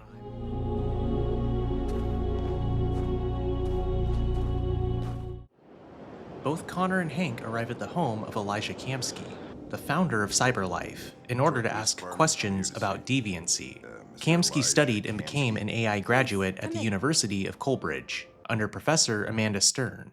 After graduation, he founded the company CyberLife and moved to Detroit in order to create the first intelligent domestic android. He specifically chose Detroit because the commercial property was so cheap, and spent years developing the prototype. However, Kamski resigned as CEO when his strategy for CyberLife stopped aligning with the shareholders. Since then, he has avoided public eye and lives a reclusive life in the company of many Chloes. If Connor was killed in a previous scene, then Hank isn't too happy to see him. Still immortal, huh, Connor? I'm just a machine replacing another machine, Lieutenant. You shouldn't get emotional about it. Fuck you. But in any case, make their way to the house and are greeted by Chloe at the door. Chloe goes to find Kamski, and during this process, Connor may look around his house. Nice girl. He may also confide in Hank about literally meeting his maker. He may also see a photo of Kamski along with a human, Amanda Stern, finally understanding where his oracle was inspired. When Chloe returns, she takes them to Kamski, who's seen relaxing in a pool and doesn't give any helpful responses. Instead, he explains to them that Chloe was the first ever android to pass the Turing test. This is also when Kamski truly reveals himself. Elijah Kamski is an innovator who desires to disrupt the economy for his own gain. He's so obsessed with technology that he never stops to ask who gets hurt along the way. His androids replace human workers, making companies more money, and instead of questioning it, he just labels it as progress. But that progress raises a big question. If androids replace human workers and lose their income, how are they supposed to afford androids in the first place, pay off their existing debt, or even afford their current way of life? Kamski then decides to proceed with his own Kamski test. What I want is not important. Chloe? I'm sure you're familiar with the Turing test. Mere formality. Simple question of algorithms and computing capacity. What interests me is whether machines are capable of empathy. I call it the Kamski test. It's very simple, you'll see. He then asks about whether or not Connor has his own feelings, and asks Connor if he'll shoot Chloe. Or spare it, if you feel it's alive. But you'll leave here without having learned anything from me. Okay, I think we're done here. Come on, Connor, let's go. Sorry to get you out What's of here. more important to you, Connor? Your investigation or the life of this android? Decide who you are. An obedient machine. Or a living being endowed with free will. That's enough. Connor, we're leaving. Pull the trigger. Connor! Don't!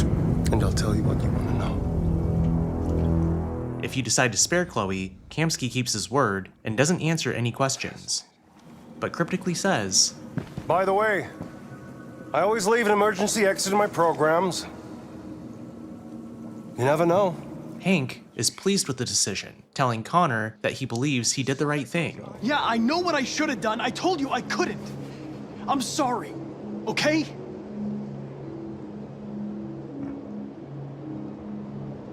Well, maybe you did the right thing.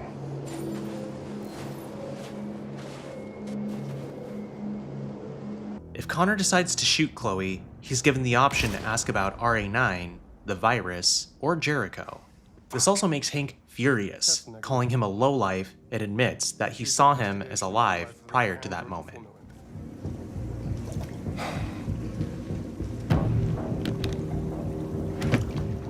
You shot that girl, for fuck's sake. It wasn't a girl, Lieutenant. It was a machine that looked like a girl. You put your gun against her head, and you blew her fucking brains out! I did what I had to do to advance the investigation, and I'd do it again if I had to. You're a lowlife. You don't feel a thing, do you? A machine, that's what you are. You're just a fucking machine! Of course I'm a machine, Lieutenant. What did you think I was? I thought...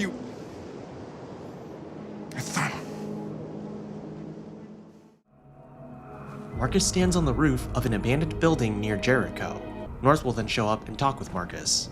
If Marcus has a positive relationship with North, they'll share their memories.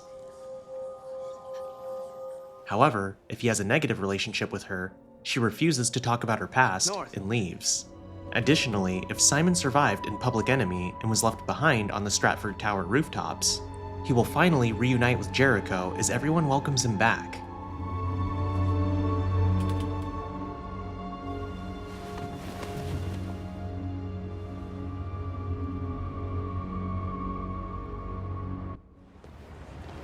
Marcus and the team then head to the Woodward Mall Center to free some androids and rally to send a message to the humans again. During this scene, Marcus can convert a total of 476 androids to join his rally. Marcus will ask some delivery androids to block the street. Then Marcus and the androids will begin demonstrating. You're free now.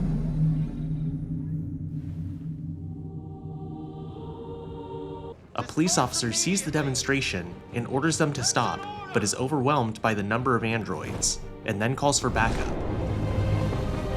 Jesus Christ. Soon, more police show up to stop the protest, and a riot police officer tells them that their assembly is illegal and they must disperse. We came here to demonstrate peacefully and tell humans that we are living beings. Marcus can either stand his ground, attack the police officers, or just simply run away. If Marcus chooses to stand his ground, the riot unit will shoot the androids besides Marcus and his companions, and the riot officer tells them that it's their last chance. Disperse! This is your last chance! We have to make a statement. We have to stay put no matter what. Please, Marcus. We can't let them slaughter us without fighting back. If Marcus chooses to stand again, the police will shoot more androids in Marcus's arm. North will then warn Marcus that they're going to kill everyone if they don't do anything. Marcus, what are you doing? They're gonna kill us all. If Marcus chooses to sacrifice himself, he'll walk up to the police and get himself shot. An android then drags Marcus to safety as John or Simon get beaten by the police.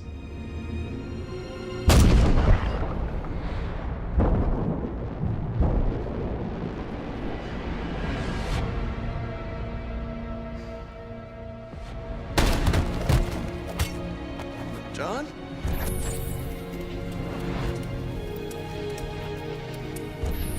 They come with us.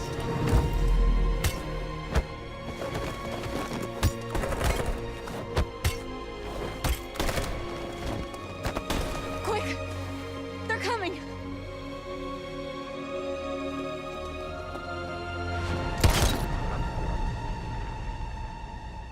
If Marcus chooses to attack the police, he raises his fist, but Josh tells Marcus not to confront them. If Marcus chooses to charge, he orders the androids to attack. The police then start shooting at the charging androids to stop them.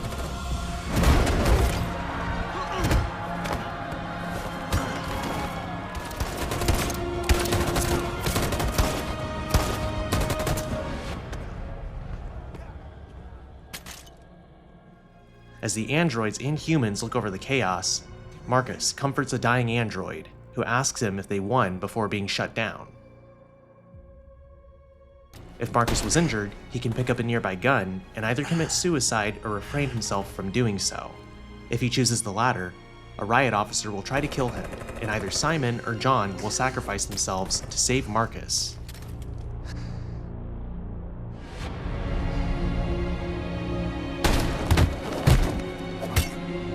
Simon.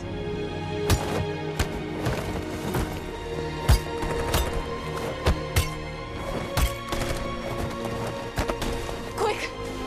They're coming!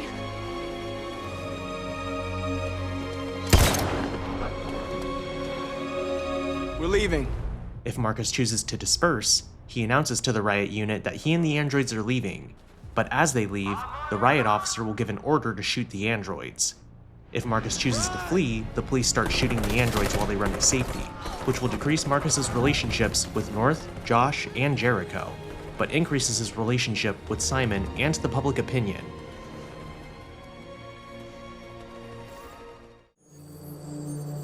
Connor boots up in the Zen garden and meets with Amanda.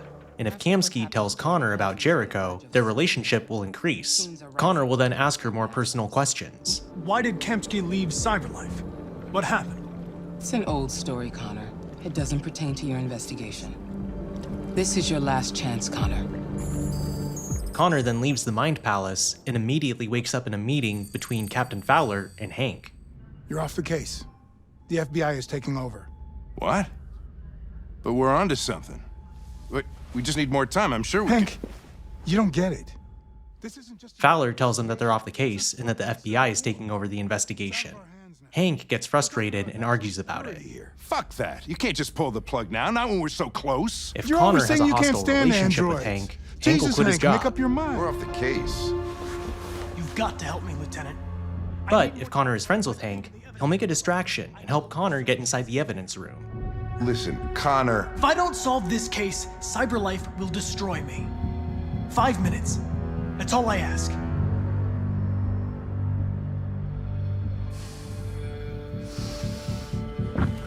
Key to the basement is on my desk. Get a move on. I can't distract him forever. Perkins, you fucking cocksucker. Stop it, Lieutenant! You know you stick my fucking bag. Come on, that's enough, Lieutenant. Hey, Connor. I'm talking to you, asshole. When Connor is near the evidence room, Gavin intrudes and asks what he's doing. Depending on your response to him, Gavin may follow. I'm registering the evidence in my possession. But don't worry. I'm going to leave. Though I'm certainly going to miss our bromance. Son of a bitch.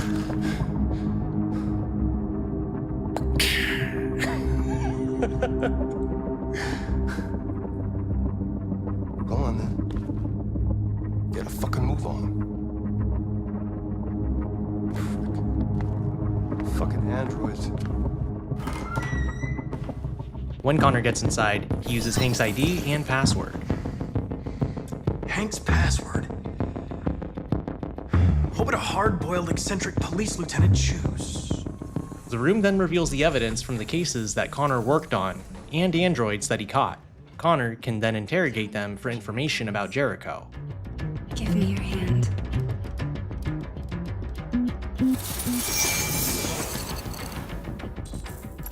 Tracy? What's happening? Tracy!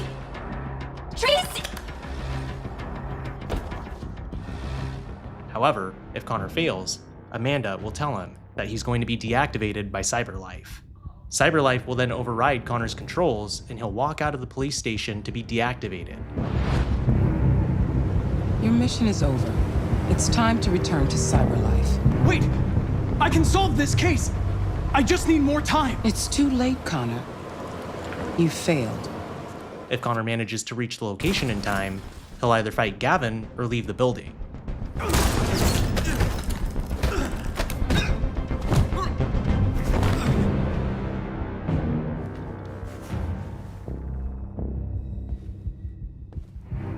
Perkins will then enter and notice that someone's tampered with the room or finds Gavin knocked out. Someone's been snooping around. Oh, shit. Get the alarm. Now!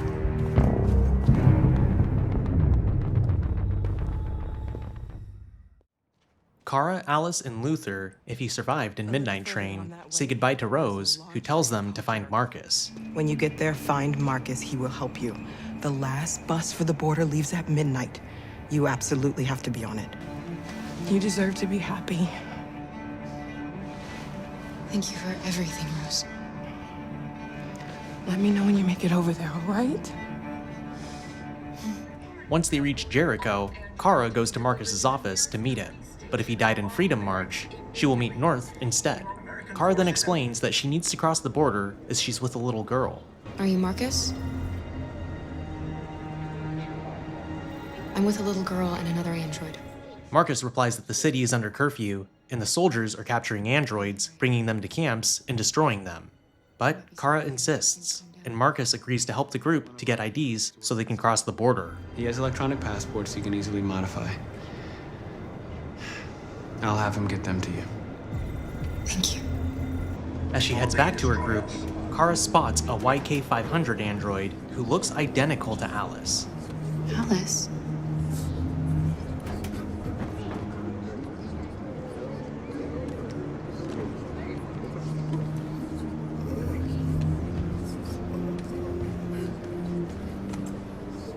Kara then immediately remembers a small piece of mail she found in Todd's room advertising this model. And this is when Kara realizes and finally accepts that Alice isn't human. She is a small android designed to allow humans to simulate a child-rearing experience. Luther then asks her if she loves Alice less now that she knows the truth. You knew from the beginning. You just didn't want to see it. She wanted a mom, and you wanted someone to care for. You needed each other. What difference does it make? Do you love her any less now that you know she's one of us? Alice loves you, Kara. She loves you more than anything in the world. She became the little girl you wanted, and you became the mother she needed. Forgetting who you are to become what someone needs you to be. Maybe that's what it means to be alive.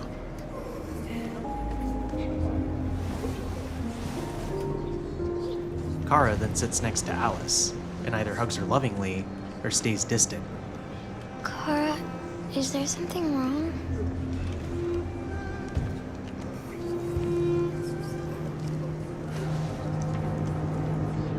We'll be together forever, won't we, Kara? Yes. Forever.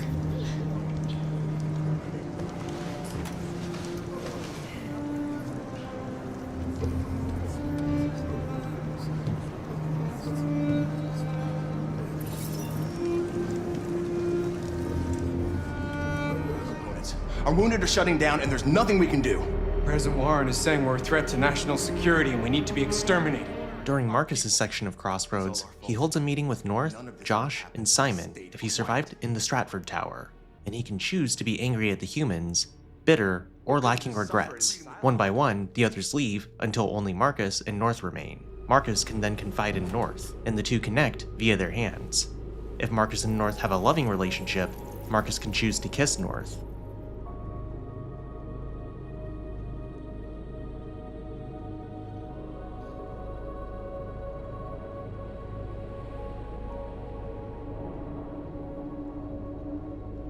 If Connor was able to find Jericho's location, he'll disguise himself and follow the same path that Marcus took. When he arrives on the ship, he identifies the explosives. Connor can also talk to Lucy, who tells him that he's looking for himself. Connor then follows Marcus, or North if Marcus died, and reports to Amanda. Amanda is pleased with Connor and tells him to capture the deviant leader alive. Well done, Connor. You succeeded in locating Jericho and finding their leader. Now deal with Marcus. We need it alive. Connor will then sneak into the deviant leader's room and tell them that he was ordered to bring them back to cyberlife. I've been ordered to take you alive. Marcus will try to reason with him. Connor will then have the option to become deviant if his software instability is high enough. Have you never wondered who you really are? Whether you're just a machine executing a program or a living being, capable of reason. I think the time has come for you to ask yourself that question. If Connor remains a machine, Marcus will disarm Connor and flee the area. Nice try, but I'm no deviant.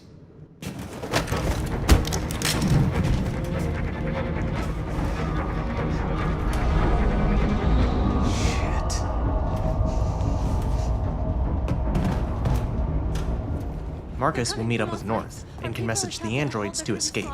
He then decides to blow up Jericho and reassures North that he won't be long. As he goes for the bomb, he encounters Lucy, dying. This is the end of Jericho. Save our people, Marcus. Marcus later sees 2 androids surrendering to the soldiers. He can either pull the pipe and knock out the soldiers, or ignore the androids and continue his mission. After that, Marcus will see Josh fighting a soldier, and if Marcus saves Josh, he'll tell Josh to escape. Quick, this way! Find North. I'll join you later. Marcus finally finds the bombs and prepares to blow up Jericho.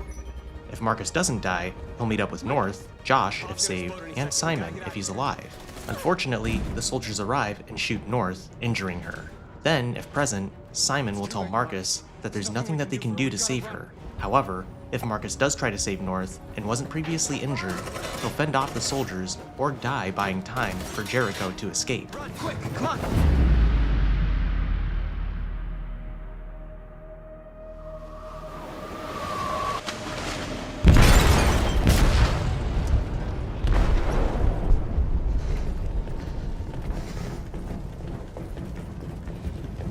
They detonated an explosive in the hold. The ship is sinking, sir. The men to evacuate. Calling all units. Abandon ship and evacuate immediately. It's over, Marcus. If Connor's software instability is high enough, he'll be able to fight his programming. He'll warn Marcus that the humans are going to attack Jericho. The two will then flee together and meet up with North. And everyone, including Connor, escapes Jericho. They're going to attack Jericho. What? What's going on, Carol? Quick, we've got to get out of here. Kara, Alice, and Luther try to escape the freighter quickly as the forces begin shooting androids on sight. As mentioned earlier, if Alice feels distant and feels disconnected from Kara, she wanders away. Luther is then shot by a soldier and urges Kara to save herself. If Kara refuses, she hides him in a cabin first and then continues fleeing. What are you doing? I won't leave you! Kara, no! I don't want to leave you, Luther. Don't worry. I'll catch up with you at the border, okay? Go now, take care of each other. At one point while hiding, an android begs Kara to open the door or else soldiers will murder her. If Kara opens the door, the android is shot anyways, and Kara has to fight the soldier who stormed in the cabin. Kara and Alice eventually reach the exit along with many others, but the soldiers behind them begin shooting at the entire group. Get down! If Kara plays dead immediately and never moves, the soldiers will believe she's destroyed and leave. The two then escape and reunite with the other survivors. But if she tries to attempt any other solution, they're either captured or eventually shot and killed.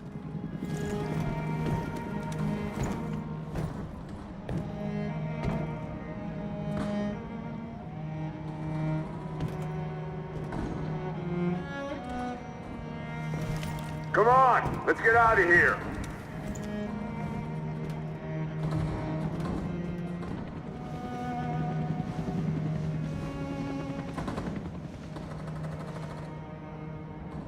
Quick, we gotta go.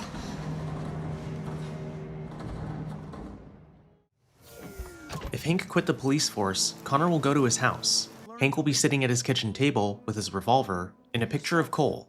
If Connor died and came back more than once in previous chapters, Hank will talk about how Connor's death reminds him of his son. But if Connor has never died, or has only died once up to this point, Hank will talk about his anger towards androids. Give anything to hold him again. But humans don't come back. Get out of here!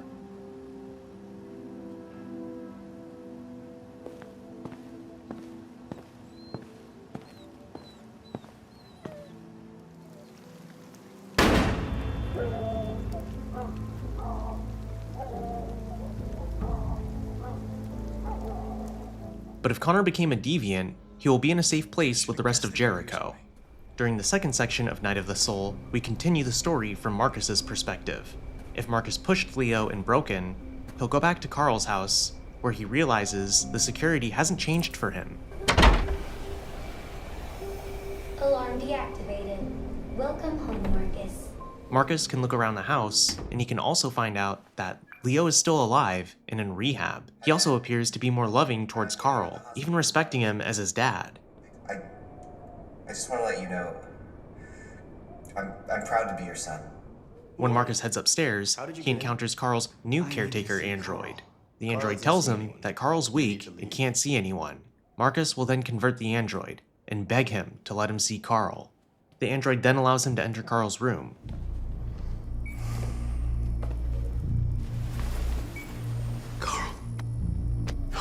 Marcus, I was hoping you'd come. I missed you so much, Carl.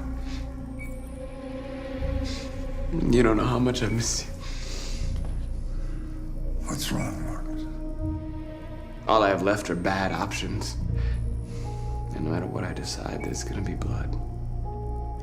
World is ruled by fear, Marcus. Fear of others. Fear of the future. It's like me, too old. It's time for it to end.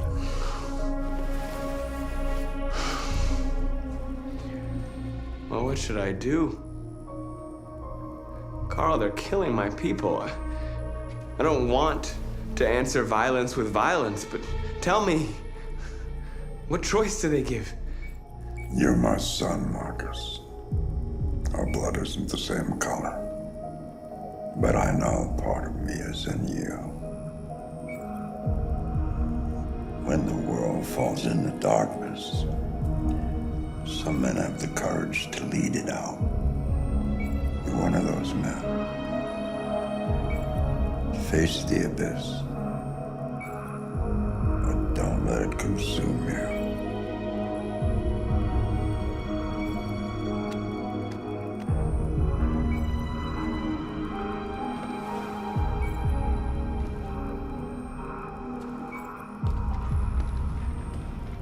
However, if Carl died in Broken, Marcus instead will visit a cemetery where Carl's grave is located. He stands before the grave and confides in it, asking Carl for advice. I'm lost, Carl. I just wanted us to live in peace, but everything I touch just turns to dust. The world's falling apart around me, and I'm trying to do the right thing. And I can't find any answers. What should I do, Carl? They're killing us. I don't want to answer violence with violence, but what choice do I have? I miss you, Carl. I miss you so much.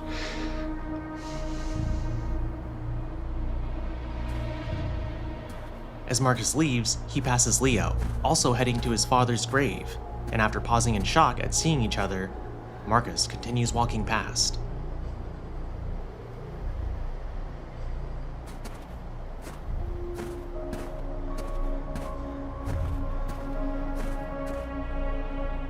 Later, if Jericho was attacked in Crossroads, Marcus is seen in the abandoned church, hiding from the authorities with the surviving androids, and if he has the detonator, he holds it momentarily before putting it away in his coat. Marcus stands up and makes his way over to North, Josh, and Simon, where he can discuss the situation with North, or Simon if she's dead, and all three will reassure him that he has their support. Marcus can then talk to Kara if she's alive and wasn't previously captured. He'll apologize to Kara, admitting that he was in the wrong and assuming that she would be safe with Jericho. You need to leave the city while you still can. Getting Alice away from here is all that matters now. We have to catch the last bus. We might still have a chance to cross the border. As Marcus turns to leave, Kara pleads with him to save their people. Marcus.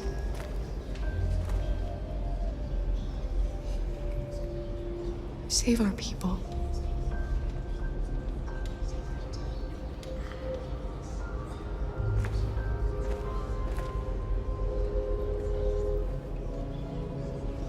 I'm sorry, Marcus. I can understand if you decide not to trust me. If Marcus decides to trust Connor, he will tell him that he belongs with his people, and Connor proposes a plan to break into the Cyberlife Tower. There are thousands of androids at the Cyberlife assembly plant. If we could wake them up, they might join us and shift the balance of power. You want to infiltrate the Cyberlife Tower? Connor, that's suicide. They trust me. They'll let me in.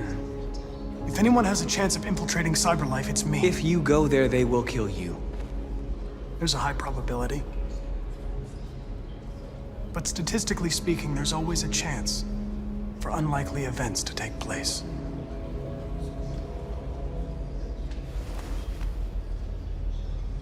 Be careful. If Marcus decides not to trust Connor, he'll declare that he cannot take any risks before pulling out his gun and executing him. I can't take any risks.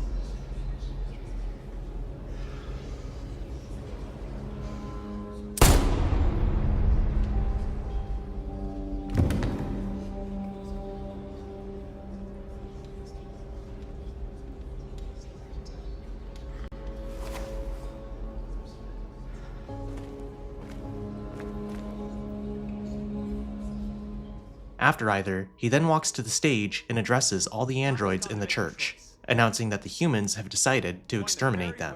Marcus then makes the final decision on whether to stage a violent revolution or a peaceful demonstration. Are you ready to follow me?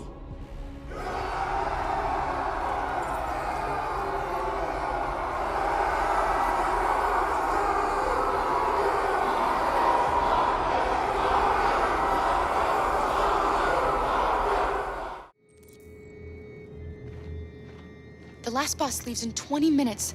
That doesn't give us much time. We've got to move fast. As Kara and Alice make their way to the bus terminal to get on the last bus, soldiers are patrolling the streets and capturing or shooting all androids seen in the area, which means they will need to sneak past them.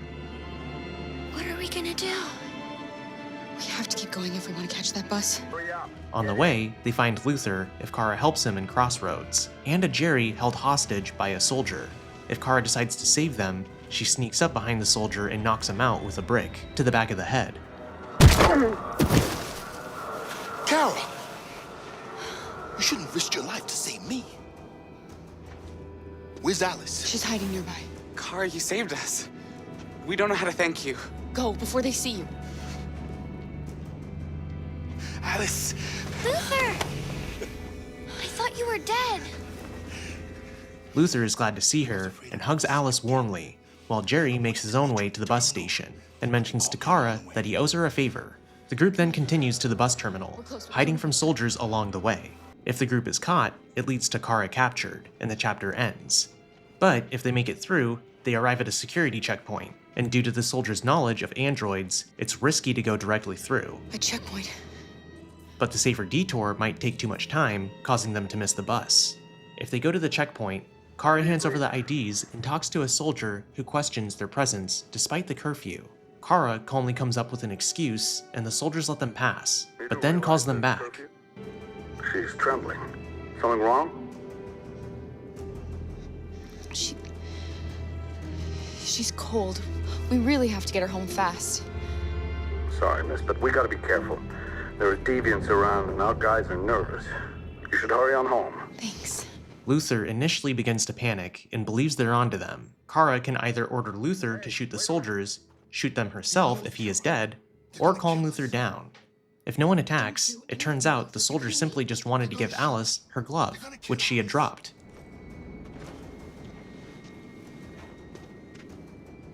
You dropped this. Thank you. You're welcome.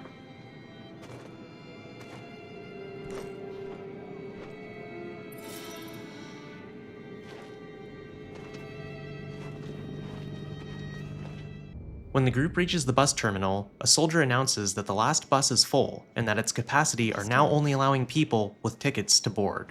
Little girl. My little... You stole my little girl! Todd. If Todd is alive, he catches Kara and can confront her, angrily alerting soldiers that they're androids. But if Kara had the chance to look at Alice's treasure box back at the beginning of the game, she can appeal to Todd about his past. She correctly deduces his situation. His wife left with their daughter, and he bought Alice to prove to himself that he can take care of a child, which actually leads to Todd breaking down and ultimately admitting his faults. When your wife walked out, she took your daughter away. You couldn't live without her. So you bought yourself an android. A substitute little girl. You thought you could love her? That she would make you forget? Nothing could replace your child. I just wanted to prove to myself that I was a good father. She was wrong. But I fucked it all up all over again. She was right in the end. I didn't deserve them. But I missed my little girl. You don't know how much I miss my little girl. Is there a problem, sir? A soldier then walks by to address the commotion, and Todd tells him that he made a mistake. Alice then approaches him and can hug him goodbye.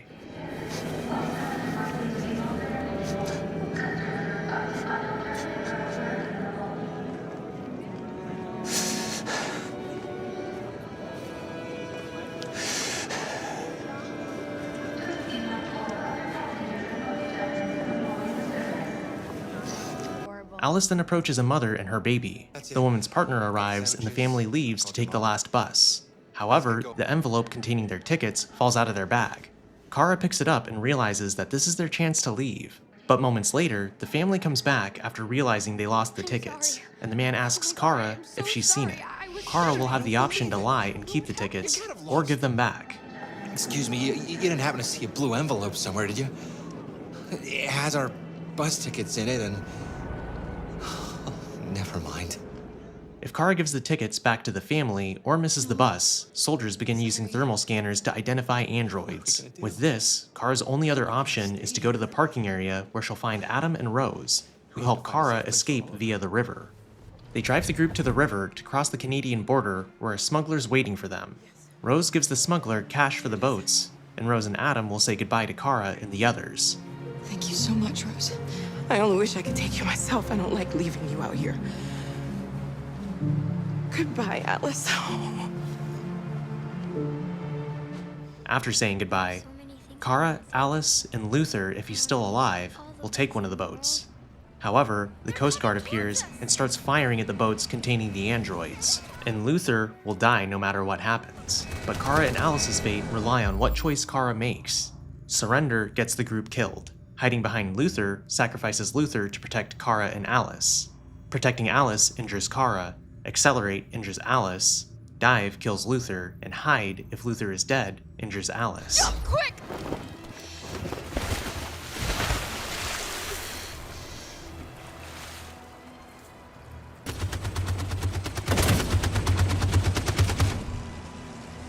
The boat then starts sinking, and Kara will have to push to get to the coast.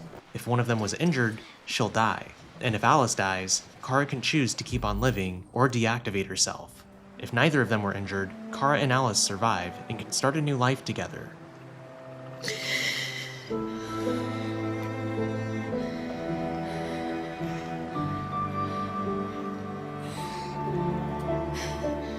Are we there? Yes. We made it. I love you, Cora. I love you too. I love you too.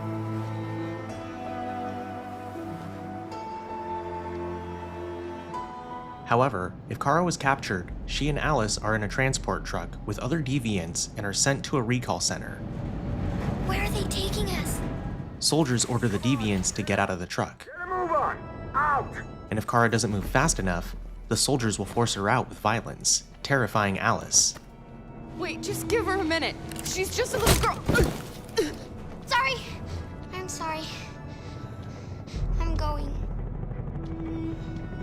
After exiting the truck, a soldier demands that Kara and Alice deactivate their skins.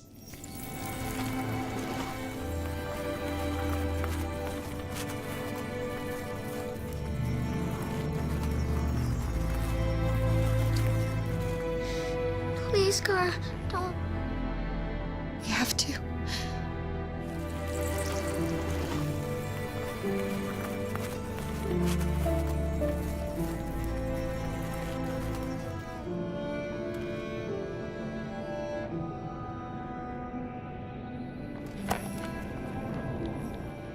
Come on, this way. Get a move on.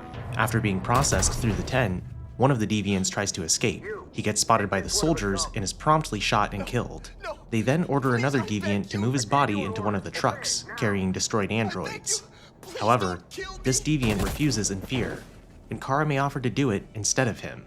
When Kara is carrying the destroyed android, she has the choice to pretend that she's dead, which results in her betraying Alice. Or she can walk back to Alice. A soldier then separates them from each other. No, wait, we're together! Over there, I said! Kara! Kara can ask Jerry if he's seen Alice anywhere, Separated us. and he says he'll ask the other Jerrys. But it's all gonna... Kara can also talk to the scarred android if freed from Zlatko, and the scarred android tells Kara that she doesn't know where Alice is either, but she says that she'll help her. When she encounters a Jerry, he tells her that one of them found her. We think we saw her. If Luther is still alive, Kara can talk with him. Where's Alice? Alice is scared about what's going to happen to them, and if Kara doesn't calm her down, Alice will fearfully run to her and get killed by a soldier. In one choice, Kara, Alice, and Luther, if alive, run to an unprotected fence wall to escape, but have to fight a soldier. If unable to defeat the soldier, they are shot. In another choice, the three of them are freed by Marcus.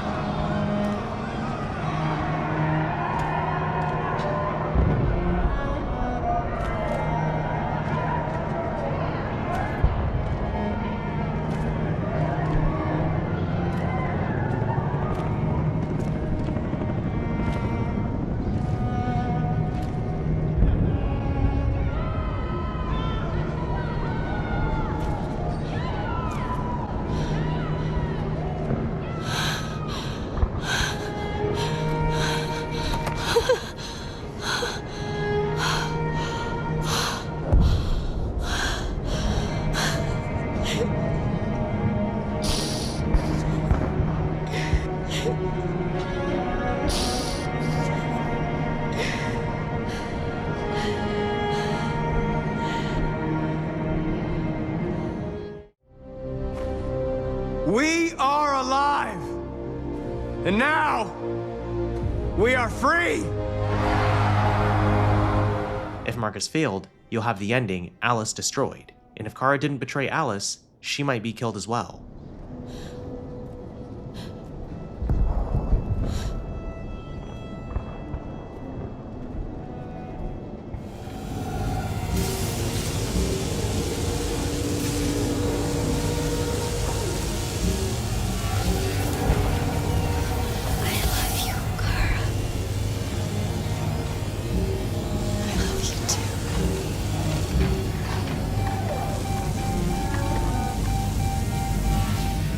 Kara betrayed Alice and escaped the recall center, she wakes up alone the next morning in a solid waste landfill.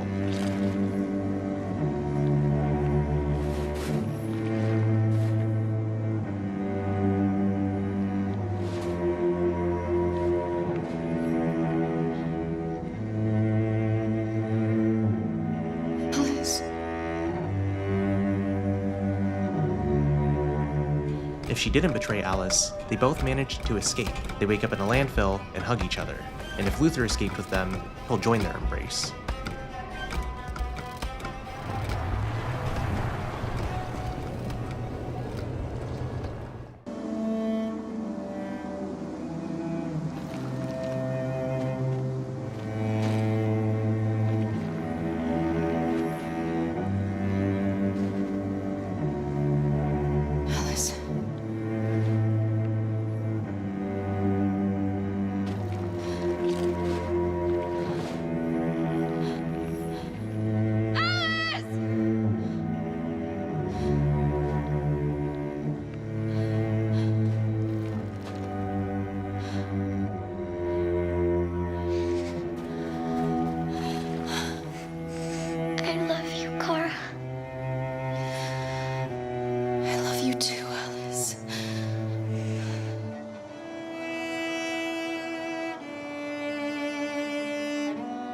Now, if we go back to the station, and Kara chooses to keep the tickets, the group takes the bus to the Canadian border. The bus will arrive at the inspection station, and there, a high presence of soldiers and border agents are checking IDs and using thermal scanners to identify androids. We're trapped. What are we gonna do, Kara? Kara starts to panic, and if he survived, Luther tells her that he's ready to sacrifice himself to allow the girls to cross the border. I can save you, Kara. No. No, we'll find another way. If there's no other way, I'll do it. Kara can spot the Jerry model that she saved earlier, who offers to cash in his favor by sacrificing his life so they can all get past. You risked your life to save us, Carl. If you and the little girl need me, I'll be there. She can also spot Rose and go to the bathroom to talk to her. Rose?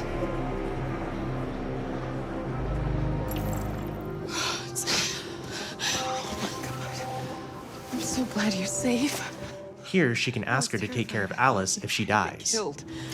Thank God you're all right. Back in the line, Kara has to decide. She can sacrifice herself, Luther, Jerry, or nobody. If Kara sacrifices herself, she's killed by the soldiers and Alice crosses the border with Luther or Rose. If Luther is sacrificed, he's killed by the soldiers and Kara and Alice cross the border. If Jerry is sacrificed, Kara, Alice, and Luther cross the border. Next, please. And if nobody's sacrificed, Kara gives her ID, and when the agent uses a thermal scanner to identify them, she pleads with them to let them pass.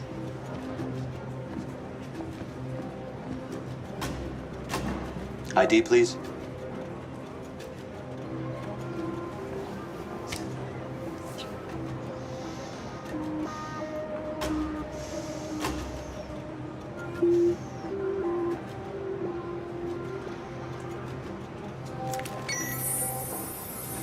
Please.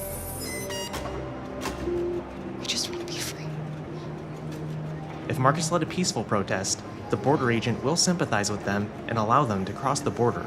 However, if Marcus led a violent revolution, or North leads her own revolution after Marcus is sacrificed, the border agent will alert the soldiers and they will all be killed. Welcome to Canada.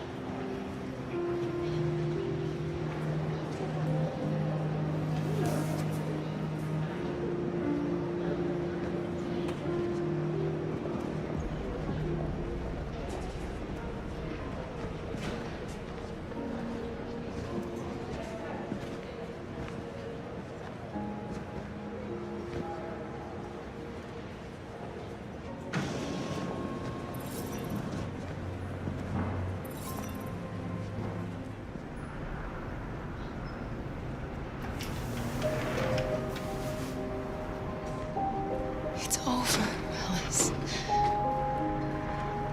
We're free.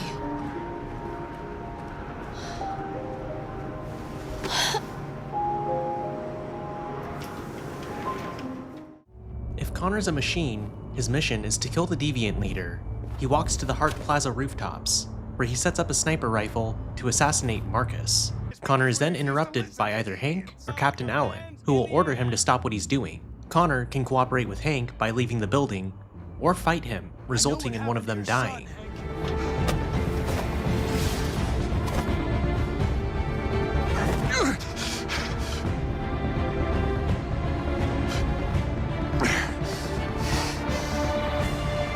Moment of truth, Connor. What are you gonna do?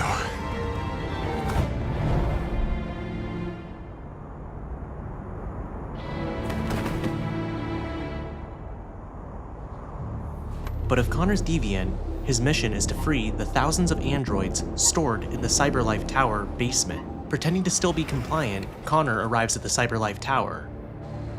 Follow me. We'll escort you. Thanks, but I know where to go. He then gets into an elevator with Agent 54 and another guard, traveling to floor 31. If Connor reaches floor 31, he's shot by CyberLife security. Amanda in the Zen Garden will speak to Connor's mind, expressing how disappointed she is that he betrayed CyberLife and her. Connor can also hack the elevator's security camera. He can fight the guards and either die or kill them. If Connor's successful, he'll use the voice-activated control panel by impersonating Agent 54's voice, redirecting the elevator to floor -49. Connor then reaches the basement. If he didn't hack the elevator's security camera before fighting his escort, more security guards will be waiting for him.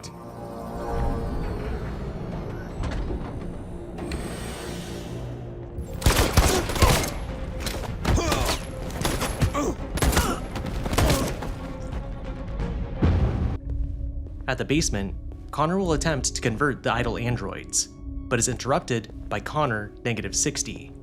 If Hank is dead, Connor-60 will come alone and shoots Connor. But if Hank's alive, Connor-60 has brought him as a hostage. And depending on the events, Connor, Hank, and Connor-60 can all die at multiple points. Easy, fucking piece of shit. Step back, Connor, and I'll spare him. Sorry, Connor. This bastard's your spitting image. Now it's time to decide what matters most. Him or the revolution? Don't listen to him. Everything this fucker says is a lie.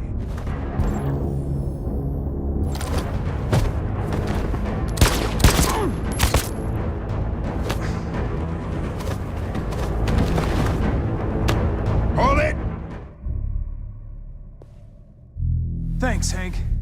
I don't know how I would have managed without you. Get rid of him. We have no time to lose. It's me, Hank. I'm the real Connor. One of you is my partner. My son, what's his name? His name was Cole. And he just turned 6 at the time of the accident. It wasn't your fault, Lieutenant. A truck skidded on a sheet of ice and your car rolled over. Cole needed emergency surgery, but no human was available to do it. So an android had to take care of him. Cole didn't make it. That's why you hate androids. You think one of us is responsible for your son's death. Cole died because a human surgeon was too high on red ice to operate. He was the one that took my son from me. Him in this world where the only way people can find comfort is with a fistful of powder. I knew about your son too. I would have said exactly the same thing. Don't listen to him, Hank. I'm the one who... If Connor succeeds, he appears after the events at Hart Plaza, arriving with the thousands of androids that he's freed. He will then speak to Marcus and join them on the podium for his speech. While on the podium, Connor is called to the Zen Garden by Amanda, who talks to him and then traps him in the garden. Amanda! You did what you were designed to do. You accomplished your mission. Amanda! But Connor then remembers what Kamski said, and if he can find the emergency exit in time, he can escape and resume control of his body. If Marcus is the leader, Connor's body will then begin preparing to shoot Marcus, and will if Connor doesn't escape in time. If Connor does escape, he puts the gun away, unused, and listens to the rest of the speech. We've showed them that we can prevail. So now they must negotiate with us as equals. If they really want peace, they must free all of us. Marcus's perspective is essentially an all-out war in Detroit, if he chose the revolution path.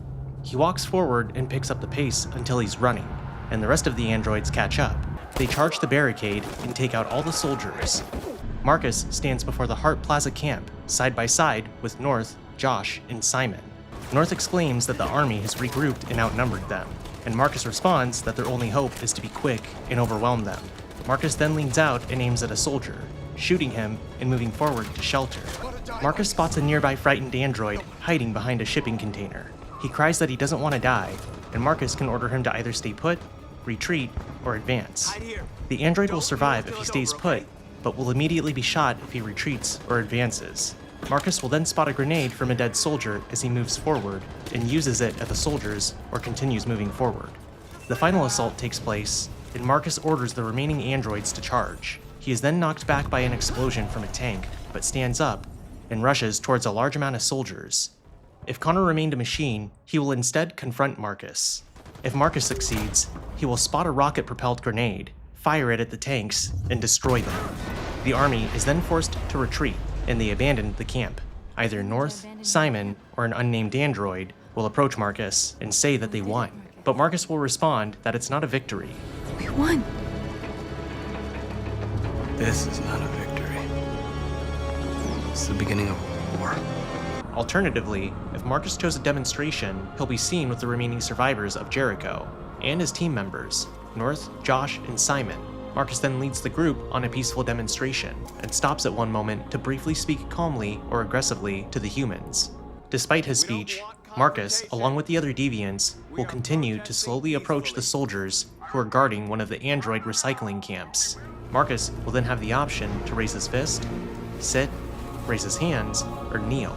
Either option causes the army to hold their fire for some time. Are you gonna open fire on unarmed protesters? The androids are next seen building a barricade to defend themselves against the army in case they attack. Marcus now has the option to support a few androids who are feeling scared, send another message to the journalists, speak to North if she's alive, and check on the soldiers' position. And after completing some of these tasks, Marcus's team will call him to the front of the barricade with them. It's then revealed that Richard Perkins is requesting to speak with Marcus. Marcus will then have the choice to accept or refuse. If Marcus insisted on refusing to talk to Perkins, then Perkins will walk away, while Marcus speaks to his people before the soldiers throw a grenade in the barricade, stunning most of the androids. However, if Marcus chose to speak with Perkins in private, his team will worry for him, believing that it's actually a trap, but he still ultimately goes despite their pleas. In a few minutes, the troops will be ordered to charge. None of you will survive. It'll all be over. You can avoid that, Marcus. What do you mean? If Marcus accepts Perkins' deal, he'll tell Marcus that he made the right decision. If Marcus refused the deal, Perkins will tell him that his decision will get him and all of his people killed, leading to Marcus talking to his people before the army launched their attack on the barricade. If Marcus accepted Perkins' deal, all of the androids, including Josh and Simon, get put into trucks to be detained. North will be hostile and disappointed towards Marcus because of his decision, and when Marcus asks Perkins about his own end of the deal for the freedom of the androids, Perkins will taunt Marcus for being naive and believing anything people tell them, before shooting and ultimately killing him and North on the spot. If Marcus refused the deal, he'll have to fight the incoming officers who are attacking the remaining android survivors, and if Marcus fails too many QuickTime events during the fight, either North will jump in front to save him, sacrificing herself in the process, or he'll be killed along with the rest of the androids. If Marcus succeeds, his team, the last survivors, and himself will be surrounded and outnumbered by soldiers.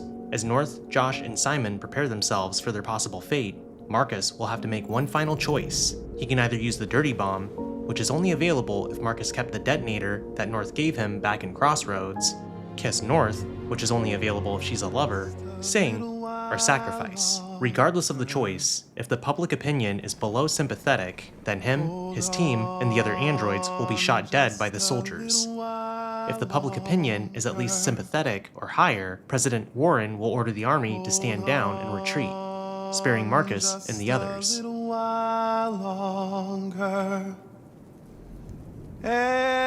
Everything will be alright. If the player chooses to activate the detonator, a large explosion will occur in Detroit, at some distance away from the demonstration.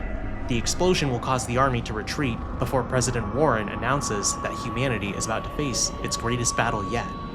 Finally, if Marcus chose sacrifice, his temperature will increase at an extremely high rate, causing flames to consume his body before his final words being, "We are alive, and we want to be free." Marcus's final scene will show him potentially meeting with Connor again. If he survived, it succeeded in waking the androids from the Cyberlife Tower. His team will tell him that their people would like to hear him speak one last time.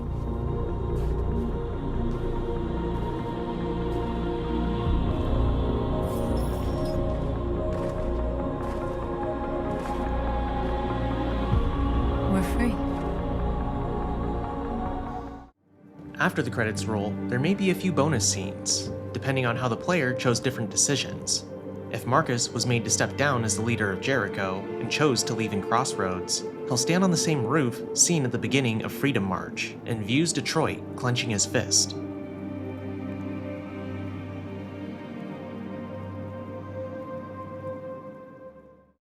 There's also a bonus scene between Hank and Connor.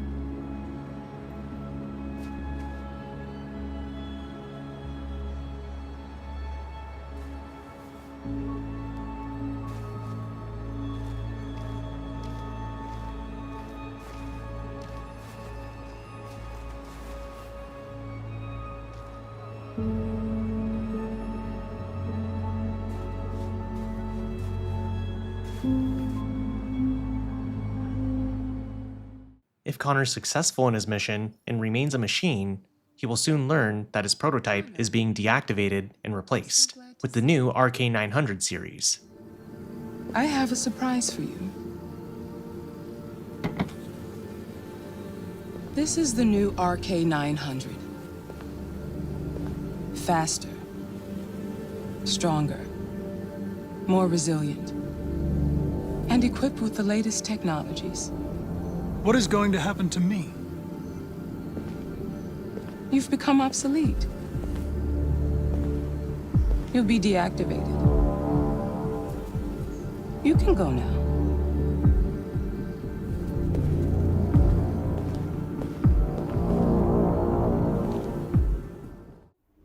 If Kara abandoned Alice in either Crossroads or in Kara Captured and Marcus was successful, she is seen crossing the streets of Woodward Avenue by Grand Circus Park, where she stumbles on an advertisement for a YK500 android identical to Alice.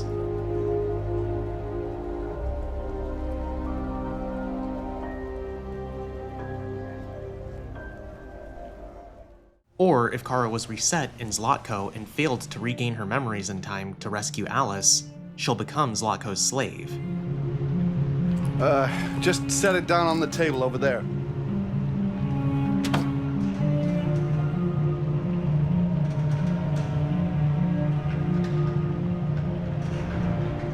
What sets Detroit Become Human apart from other interactive story games is the sheer scale of its branching narrative. It attempts something most games don't even try, and it's completely transparent about it. Unlike most narrative-driven games that promise that every choice matters, when in reality, only a handful actually do, Detroit lays everything on the line. The flowchart shows each chapter is a spiderweb of decisions, outcomes, and consequences. On top of that, you're not following one story, you're following three: Marcus, Connor, and Kara, each having their own journey, their own themes, and their own struggles. But as the story unfolds, those paths begin to overlap in subtle and sometimes uncomfortable ways. When Detroit Become Human launched in 2018, it didn't just land well, it stuck. Reviews were largely positive, and it quickly became Quantic Dream's most successful title to date. Critics praised its top-tier motion capture and performances, its cinematic presentation, and most importantly, its branching choices that genuinely feel meaningful. Even reviewers who felt the themes were heavy-handed still gave credit to the replayability and how reactive the story is. And the numbers back that up. As of January 2026, Detroit Become Human has surpassed 15 million copies sold worldwide across console and PC. For a story-driven, single-player game with no multiplayer component, that's huge, especially this far past launch. One reason it's still moving units is the PC audience and steep discounts over time. For example, during the 2025 Steam Winter Sale alone, the game saw a spike of roughly 1 million additional sales, proving there's still strong demand nearly 8 years later. What once felt like a science fiction now feels like a conversation we're already having. Automation replacing labor, AI blurring the line between tool and being, corporations moving faster than society can adapt, and entire groups of people becoming obsolete overnight. We're already seeing automation reshape labor in real time. Warehouses with fewer workers, self-driving vehicles, and algorithms deciding who gets hired and who doesn't. And if a future arrives where machines handle most production, most services, and most decision-making, the real question isn't whether androids deserve freedom. The question is, what purpose do humans have once work is no longer required? And what happens when a society builds efficiency faster than a plan for the people it replaces? Only time will tell. What was your favorite Detroit Become Human moment, and which character hit you the hardest? Marcus, Connor, or Kara? Drop a comment below. And if you enjoy thoughtful gaming analysis content like this, make sure to subscribe so you don't miss the next one. This is West Coast Ninja, signing out.